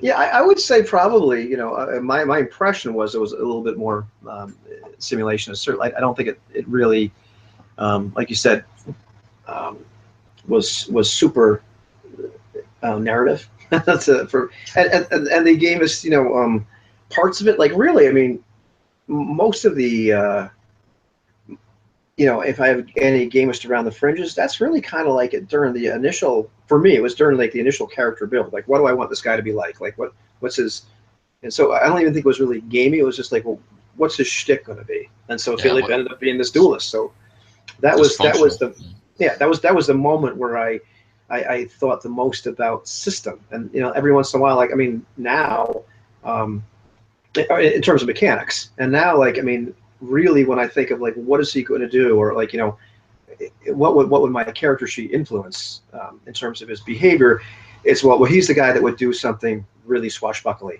Like, he would be the guy swinging from the chandelier, or, you know, riding the drapes down, you know, because that's what he's good at. That's his shtick. You know, he's that kid that still does that. But yeah, it seems to be a lot more just, it seems to get out of the way, you know, like you said. I mean, and I guess it's like any other skill. Like the more that you learn it, the more it gets out of the way. I mean, there's more to learn in Ubiquity than there is in 1981 D&D. You know, there's some more stuff, but it seems like once you learn it, especially with the whole taking of the average and really just, you know, being able to intelligently look at, you know, what does this resource really mean, or whatever. It seems at that point to kind of vanish. You get that impression right off the bat. it's not so much about the rolling. It's like, we're in trouble, and we need somebody to smooth talk us out of it. Bridge score better be there. Yeah. If we're in a sword fight, I'll step up. But Yep. Right on. if you need somebody to insult the person in front of us, and probably Jean Marie's the guy to just say something real. But that's their shtick. But that's yes, I would think it tends to reinforce that. I don't think it makes you play that way, but it seems to be very natural. It leaves a space for you to fall into where that's what play is. Right. Like if you are using it, if you're using the style points and you're earning them the way it suggests, if you have these talents, then the result, the outcome of using the system will be heroic pulp. Right. I mean, I'm glad that I kind of, I'm not sure now, so it's kind of hard to go back and deconstruct why I started to get interested in it. But I watched your stuff, but I've looked at other games because I was thinking, what else would I want to branch out into? But I'm happy that I chose this one to really look into, because I've looked subsequently at other skill-based games, which just wouldn't do it for me. I mean, not saying all of them wouldn't do it for me, but this one seems to really kind of be a good fit. Yeah. Well, that may be because of its feel of being a kind of something that bridges the gap between the way we did play in the early 80s with just those games and little access to anything else other than your own pool of friends. So you had a very distinct culture of play that would rise up at a table. And then and now the games the way they are now, the efficiency of design or the uniformity of design, rather than a different die for a different chart on a different page to determine what an outcome was. Now there's a unified mechanic maybe all the way through the game, or something along those lines. So, but what do I do sitting in the game master's chair or the player's chair? It heavily draws on that experience. I think the game master should be able to make rulings, should be able to make adjustments. These are, I hate to use the word guidelines, but this is how the system can work. Like for total defense or total attack, something like that. Well, do it this way, right? Add this kind of bonus to it, and you might think, well, why is total attack +2 but total defense +4? But there's a reason, in there, and so that's kind of cool, I think. Yeah, that definitely makes sense. I probably one of the other things I liked is when we played the game where you pulled up the what else pulled up the kind of it was the one you did with Sebastian, the one shot where you pulled up some of those other optional rules for handling a group of attackers as one. They're all kind of minions. Where you do one die roll. A lot of those optional rules that show up in this the tag supplements. Serious situations. So many of those seem to be geared towards well, let's make this even simpler. Right. As opposed to because the optional rules we got in Dragon Magazine and then I did not buy the Dungeoneer Survival Guide and the Wilderness Survival Guide. That's I was already married and it was having kids by then. When those came out, I'm pretty sure. But all those extra rules, they added more complexity to the game. There was another layer of stuff. Beyond even knowing that the rules existed, then you had to know how to use them. Yeah. Right. Exactly. And then there was well, this is how to use rope, and this is what you need to do. Whereas a lot of the optional or extra, whether it's an optional rule in the core book or whether it's an optional rule that they produced, somebody's produced elsewhere, it seems to be all about getting it faster. Faster. And that's neat. I like that. It's really hard for me to go back to. I'm getting ready to run A Time of War. Right. It's the BattleTech role-playing game, and it's also very, very fast. It doesn't look at all like it will be fast on paper, but it's extremely fast. But even it is slow compared to what Ubiquity can be like. And I always think about role-playing games like ping pong, like table tennis. I play ping pong. ping, dunk, dunk, dunk, and then the other guy hits it back, pong. But then you watch the like Olympic level guys that are like 20 feet away from the table, Right. and it's going like a bullet. And well, that's what Ubiquity is like. Really, it's those latter two guys. It's so fast, but it requires an adjustment of the possible. Like you could play ping pong for your whole life and never get like them, Right. because your conception of ping pong is ping pong, not two guys nailing it at 100 miles an hour from 20 feet away from the table. You know? Right. And how do you do a backflip? I can't do a backflip. Well, maybe you could if you could conceive of the action. And, right. You get that moment where you decide, I summon a dragon. Right on. That was something, right? That was really something. Like I couldn't believe it was successful. Yeah. Well, yeah, that was the other part I forgot. We were talking about Magic. Is like, we went down the All for One road, and it's the Desolation road just shows you like this other place where you have to or might want to put a rain on Magic, and they did it really in an interesting way, because once you get a free-form Magic system like that, and you start to the way they've codified it, where you just need this many successes, all of a sudden you realize without some kind of safety valve, you've got these guys summoning dragons everywhere. You could be fireballs in the street no matter what. And that having something like burn, that's really interesting. When I think about like what would I do with Ubiquity in a different fantasy setting where you didn't have something like burn, you have to start thinking like, how would I use the Magic system there? And that's right. How would I use a freeform one? Yeah. Yeah, exactly. The way Hollow Earth and Leagues of Adventure put a limiter on, or put reins on Magic, is a resource scarcity. Right. What can your spellcaster actually know? Like where do the spells come from? So there's a hard cap on what you can start with, and then in game you have to uncover them, find them, right, and to be able to use them. And then you need this many successes to make it happen, right, against this difficulty, or numbers of successes determined by the opposition and whatnot. Right. So actually, Leagues of Gothic Horror makes Magic harder than it does in Hex, and Hex, of course, Magic is just much rarer. Leagues of Adventure doesn't actually have Magic as a baseline, right? That's supported through Gothic Horror, but it's the same basic system, but in Gothic Horror, the number of successes needed is higher.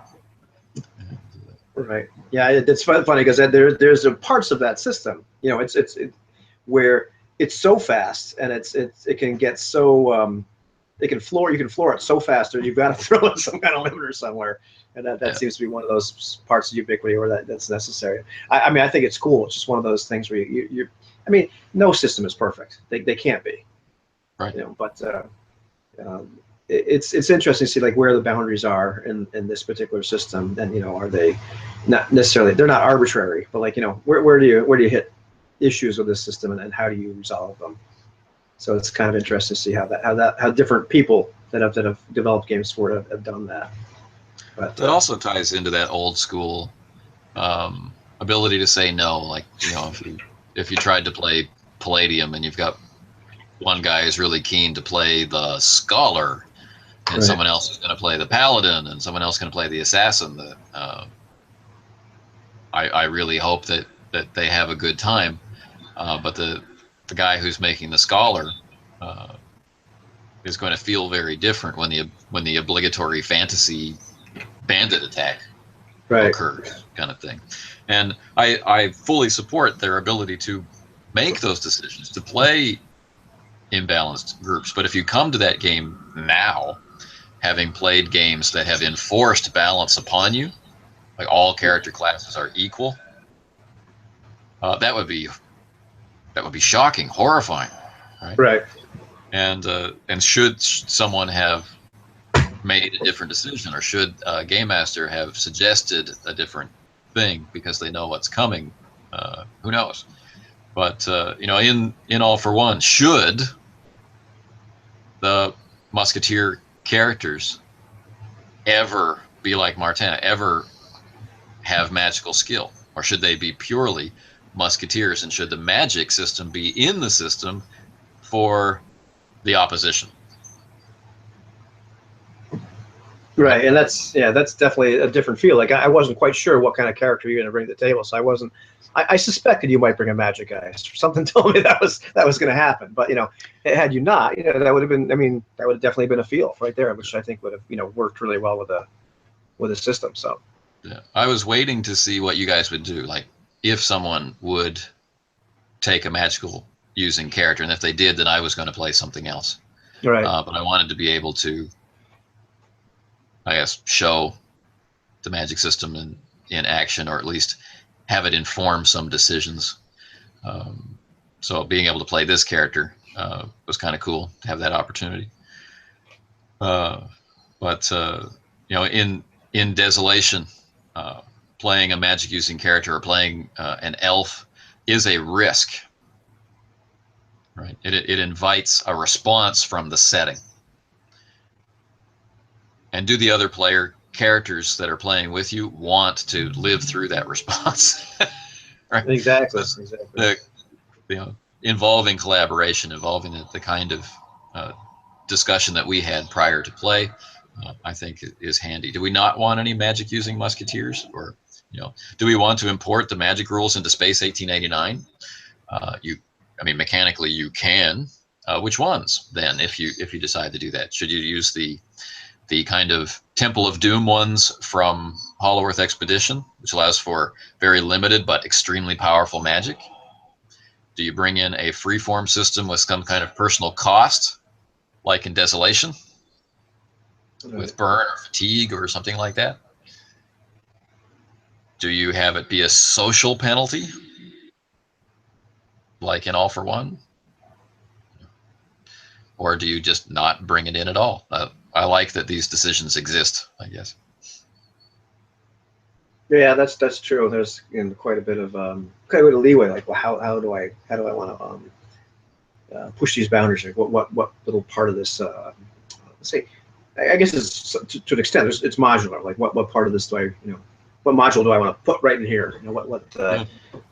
So that's kind of cool. It is an incredibly flexible system. It is different. Like comparing it to the games I'm more familiar with, the OSR games. It's there's parts of it that feel incredibly familiar, and there's parts that feel a little bit different. I mean, it's still just as flexible, I believe, and at the end of the day, it's a matter sometimes of changing my viewpoint or wrapping my head around like this different way to skin this cat in this sense, or like this. Here's how we're getting to the same spot, and it's got strengths or backbone that like an OSR system doesn't have. Like you say, like you get to this spot where like we've always done it this way, or here we are trying to talk our way into the convent, where you can play it by ear, but there's that point where what Ubiquity kind of has this underlying framework, like, well, this is how you're going to do this, or then you get to choose which skill you're going to use, which is cool. That's one of the parts of it that took a second for me to wrap my head around. Is like there's all these different ways to get to the same spot. How do you want to, what's your intention? How do you want to frame like what your character's really doing? The desire, the intention, and the hoped for effect are all the same, but like what's really under the hood? What are you really using at that point? What tool are you taking out of the toolbox? And that's so yeah. There's I think part of it's just different mindset. Yeah, it should feel different for Philippe to achieve goal A, and Martin to achieve goal A, and Jean-Marie to achieve goal A, and Briscourt to achieve goal A. How that happens should be more than the die roll, right? I think, and yeah. So it is neat. Like I was somewhat resistant to playing a game where the system or part of the mechanics, informed like how that was going to feel. Where I was used to just coming from that sense of that game where I think Jason said not so long ago. I don't know if we were talking together. But it's just these 6 stats and these few things, and which I understand. I mean, I get that mindset entirely. Yeah, that's kind of where everything else beyond that is just us making stuff up and role playing or whatever, and getting to this point now where there is this system that's going to get out of the way, but it is also going to inform like how this happens, how that, you know, it's not just a smoke screen. Like underneath this, you know, underneath this sheet, there's really a chair. there's really something there, you know. Yeah. It's like they take the sheet off the ghost, and there's really a guy there. You know, it's not just all air. Cool. So you are going to run the game, I guess, on July 3rd. Is that what we've agreed? It looks like that's when Francois is going to be available. Right. So, is there any thing about it that is, I don't know, you're less confident about, or not sure how to do, or without spoiling anything? It's funny. I talked to Jason today. He was asking me the same question. You know, like how you, because we were talking about the game and like how different it was to play with the 4 game masters, and you know how neat it was to be able to watch, you know, other people like interface with the same system, all that stuff. And so he asked me that question. I said that the first 2 things I thought of is first, it's kind of like playing with 3 other game masters. It's I don't want to say intimidating, but it's a little bit like, you know, you're game mastering for other people that you consider to be competent at whatever, or say you're doing whatever you're good at. If I'm playing my bass in front of other guys that I know are really good, you know, there's always that oh, man, I hope I really don't screw this up. So there's that part.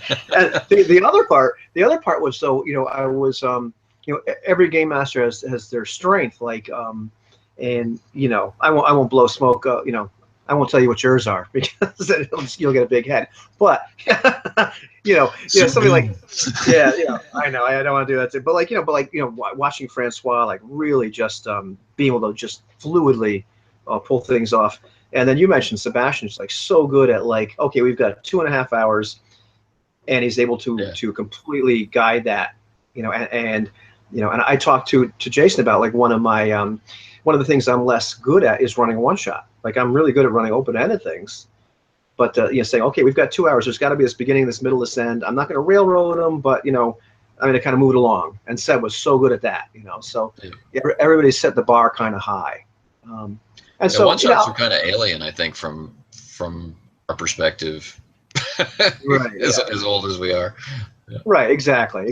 So it's a different thing. But as far as Ubiquity itself, I don't think as much. You know, I think really the things are, we probably already discussed them. The idea that like you know, making sure that I remember to use style, or like that I remember to give out style.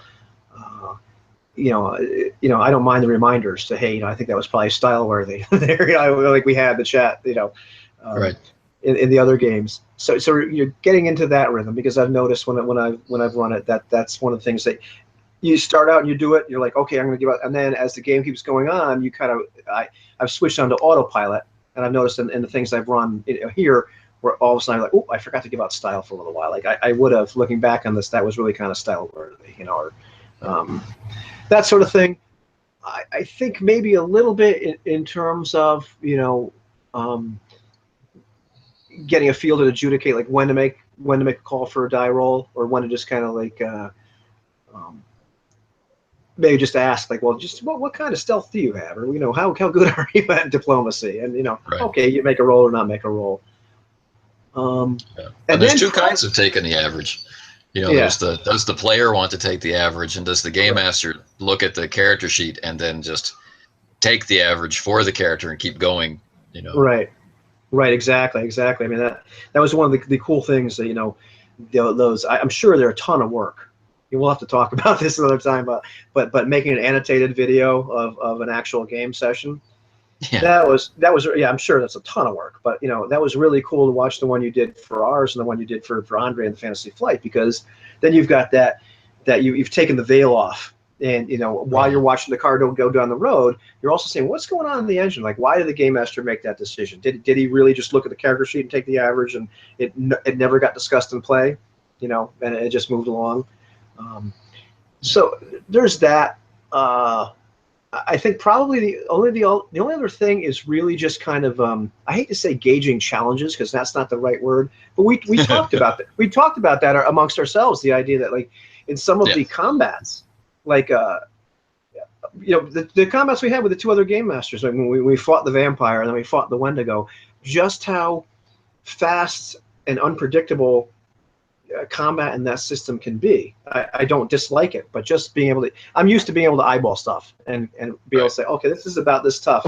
But we had that fight with the vampire, and sure, Seb forgot some abilities, but there was this creature that was relatively powerful, and darned if I didn't kill him a couple of rounds by accident. And with the Wendigo, the other way around, like we almost died, like all of us, including Francois's character. It was. Yeah. I was looking at it backwards afterwards, like, man, that was that close. One die roll the wrong way, done. Yeah. So not that I'm afraid of a TPK. I'd really rather not kill your guys' characters. I kind of like them, but. Well, that's the thing. Of course, another way that Ubiquity can contribute to that is just how fast it is to run. Like the very first combat in Ubiquity I ran, I did through like MSN Messenger. Right. We're still using that, and so we're typing. Okay, right. So I'm running a bar fight in a typed chat with 2 characters against 12 opponents. Right. And we were done in 20 minutes. Yeah. And I'm sitting there thinking, that was really cool, but that didn't take very long. Was that satisfying? Right. And then the guys on the other end were like, whoa, that's amazing. I can't wait to play this again. But, and it was typed.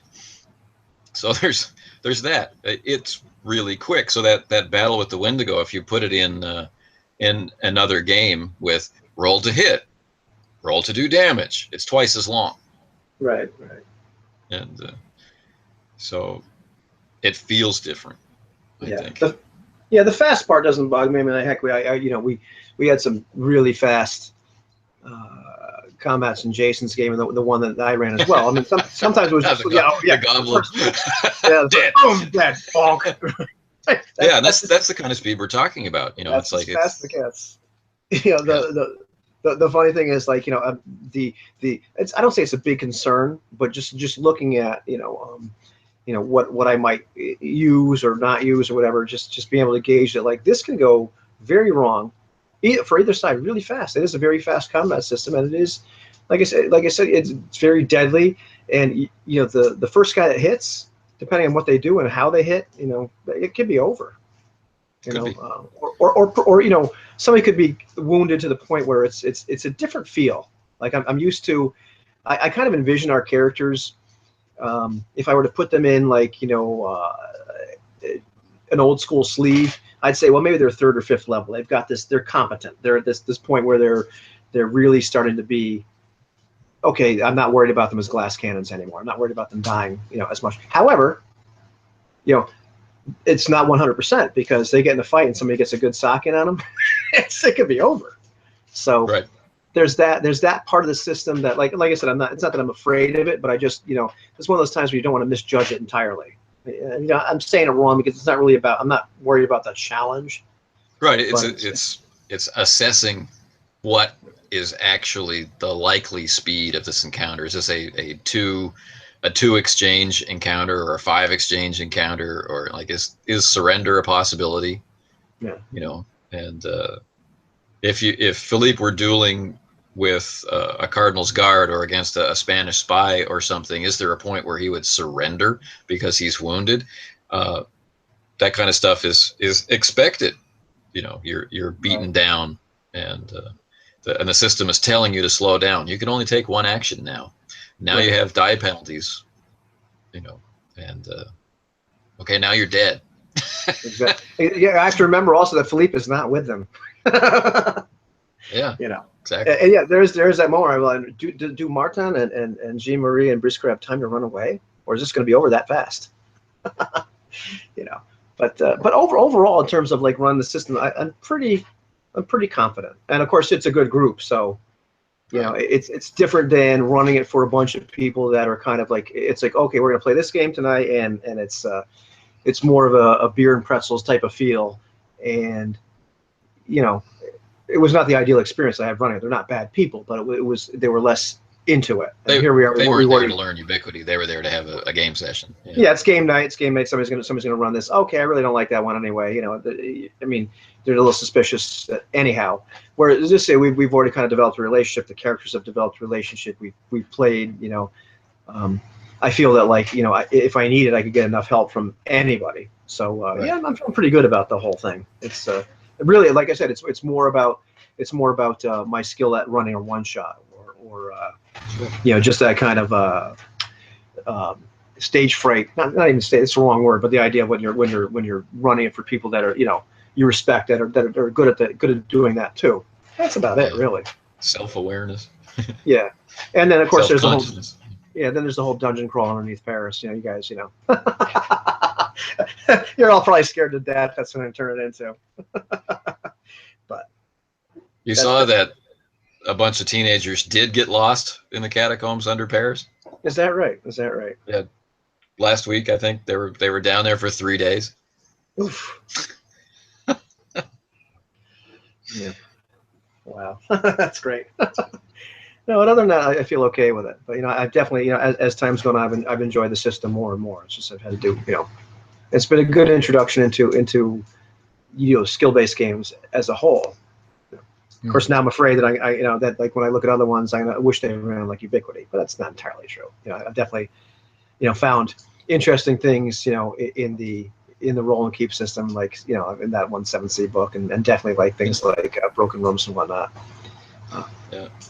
And the only, I think, other major thing to look at is how D100 does it. BRP or Mithras, right. and like if you find an old copy of Stormbringer, right, like the first edition of Stormbringer, that is a wild and woolly game, and then any of the subsequent editions of it each brings something else.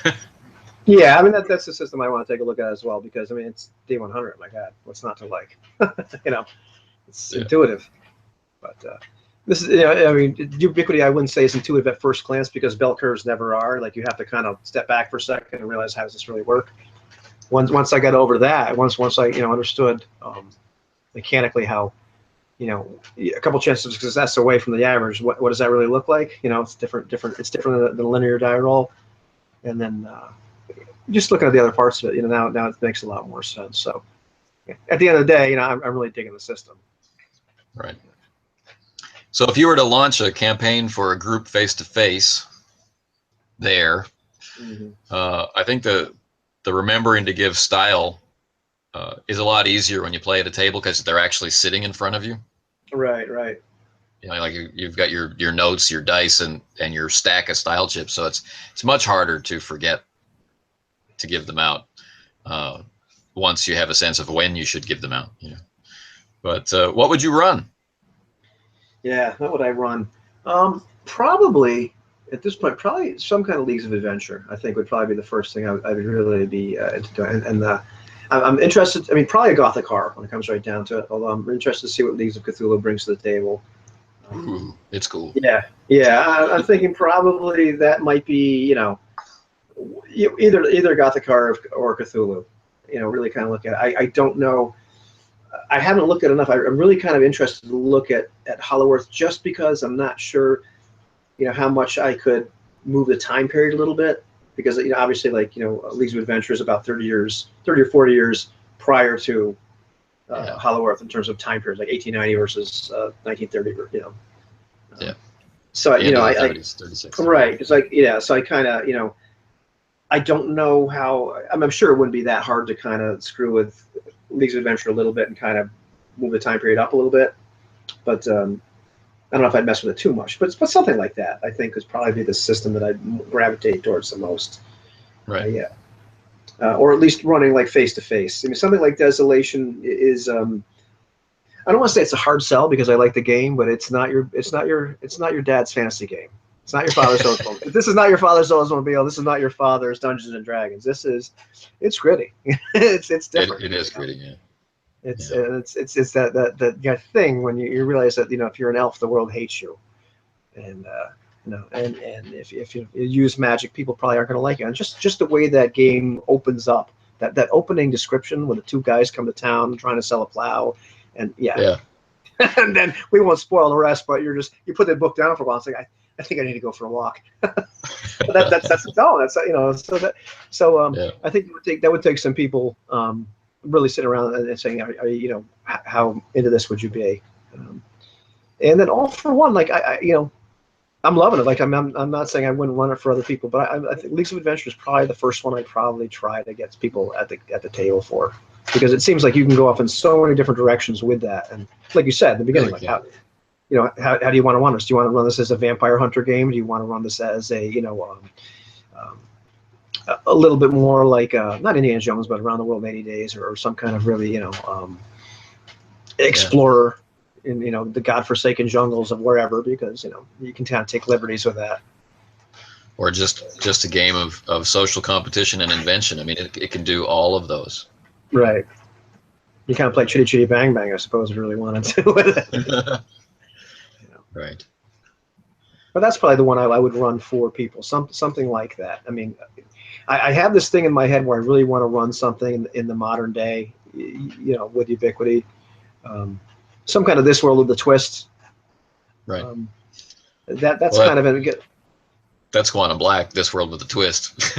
Right. Yeah. I'm not sure if that's exactly what I'd want to run, but just the idea of like there's enough rules in all those games where you can kind of apply them to the firearms and airplanes or whatever, all kinds of good junk like that. But then it's a matter of like what would the twist be? And I'm not sure what the twist would be, but Right. Hollow Earth is a pretty big twist. You're right. Yeah. So it's funny that that's the game that started it all. And that's the last one I'm gonna buy, but it is what it is. But that's definitely on my list. But something like that. Hollow Earth is also probably right up there. Like it's odd. I just haven't gotten around to purchasing it. But that's another one that would probably be. It might be a toss-up between that and Leagues of Adventures. And I think I might actually have to poll people and say which sounds better. What would you really be interested in? And then tied into Hollow Earth is Revelations of Mars, which is right. It's jaw-dropping. I mean, what you can do with that.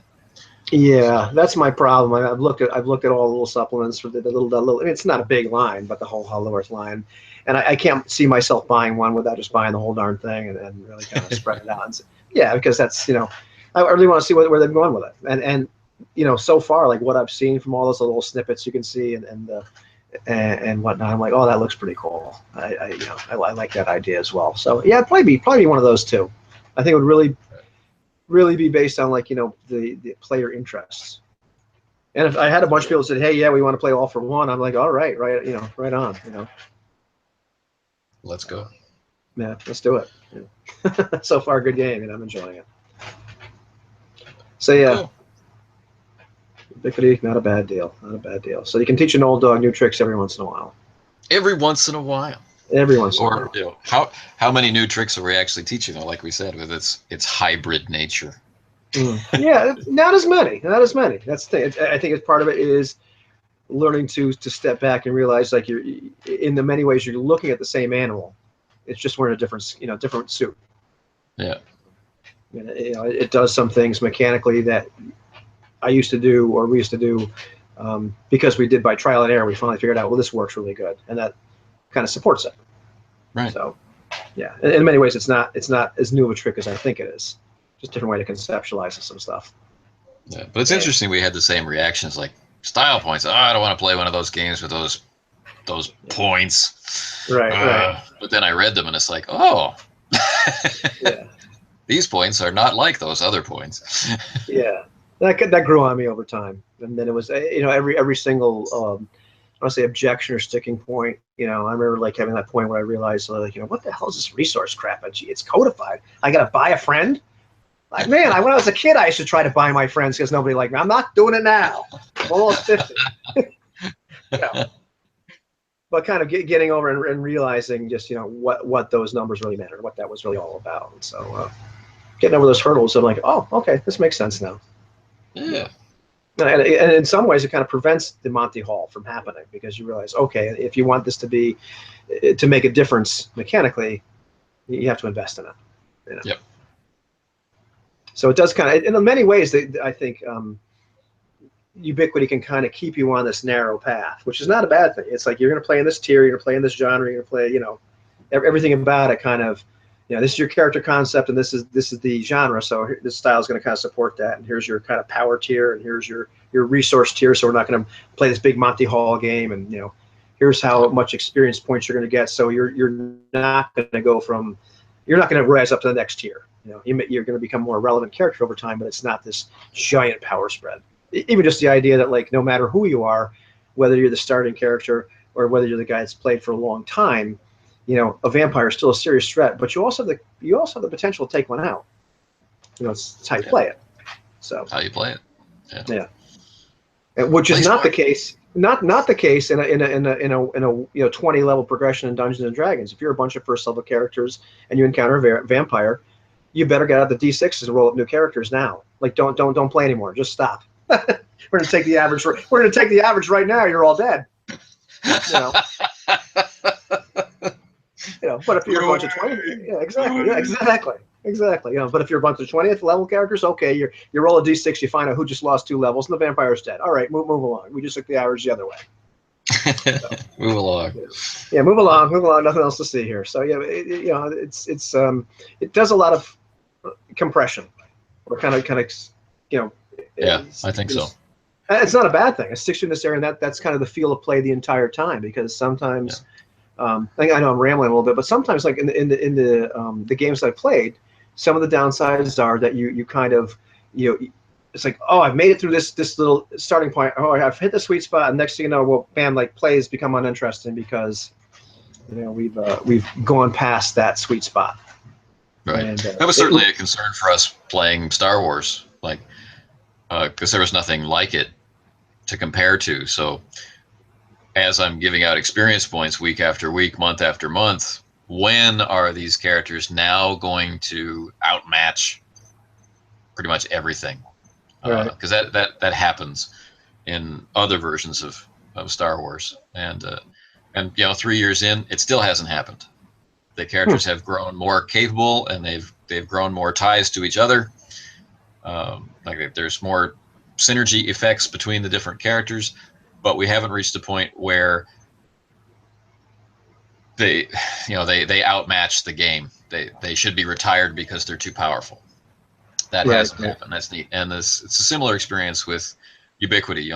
You play long enough, players will improve attributes, which has wide sweeping global effects on the characters. In our Ministry of Unusual Affairs game, the character I play is a spy who spent the last few years in an Asian prison, kind of rotting away, abandoned by his government. All right. Now he's back, and he's back in action, but it's an important part of how I describe him, that he's not as fit as he used to be. Doesn't think as clearly as he used to do, and that kind of stuff. So, in talking with the game master, where can these experience points that I've earned go? Is it okay at this point to raise his intelligence, right? Rather than raise his brawl or his body or something to represent a return to physical fitness, is all this investigation kind of getting his brain back in the game. And so that's what we went with. And so I play him differently now with his higher intelligence. He's more tactical. He's acting more like a spy. When I walk him into a room, it's different than how I did when I played him. So I really like that kind of change to be able to take place in a character, rather than, wow, I'd really like to be able to roll an extra die on all of my intelligence-related skills, so let's bump his intelligence. To come at it from a different point of view. The effect is the same. I have an extra die on a lot of skills. But what does that represent? Where is that coming from? And we couldn't justify raising his body score because he was injured and exhausted and had no chance to rest or eat or sleep during this whole long investigation. So that kind of stuff. I love that. So your character does change. That is cool. Just that whole emphasis on justifying why you've all of a sudden increased your intelligence or any particular skill. Like there are things that I wouldn't do for Philippe, and it would take a long time anyway. But I have decided to study. I have now become fluent, and it doesn't make any sense. That's not yeah, he probably wouldn't raise his intelligence because what the heck is he doing? But you could make this case for him, raising his dexterity by being so concerned that he's been injured by these insignificant people that he's doing everything in his power to right. He's drilling every day. Yeah. Right, exactly, and that's kind of how I envision him. That it makes more sense. I think the game kind of enforces that to a degree. Like why exactly did your attribute just raise, or why were you able to develop this skill? Yeah, and what makes you you? Right. Right, because that's what's on the sheet is what makes you you, and then you have to bring that out in play. The things I put on the sheet are the things I want to represent in play. Right. I mean, during character creation, abilities are cheap when it comes right down to it. Like I was able to make fully very powerful. If one of you guys was to try to invest the points in having my fencing skill, it would take you a lot of experience.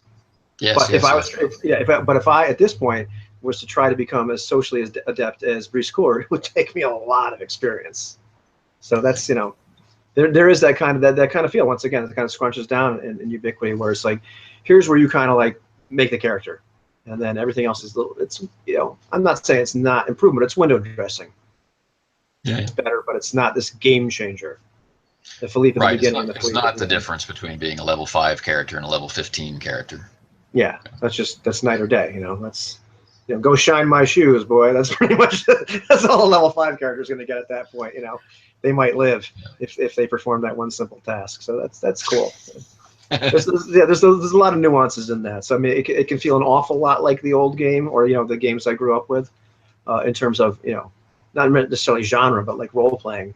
But at the same time, there's this part where it can be a lot different. You can kind of freeze it, not entirely, but you're at this. There's just it hits this sweet spot, which I really like.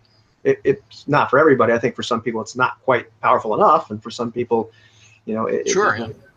But for me, I'm really digging like where it brings you. And if I want something, honestly, if I want something a little bit more over the top, I don't find anything to dislike in 7th First Edition, but it's a very different. You can tell right off the bat that's a very different experience. Right. And that might be more of a one-shot game for me. Where let's that's just like so crazy. Right. Exactly. Yeah. But I'm enjoying like. Go on. I'm enjoying the play. Like if our characters did not increase or improve in ability right now in the current game, it wouldn't bother me. Or if it took us a long time to really improve it all or to gain experience, I feel at this point they're so fully them already. I don't have this character. I'm like where I'm hoping like, well, if I could just get another 30 experience points, I can get them to where I really want them to be.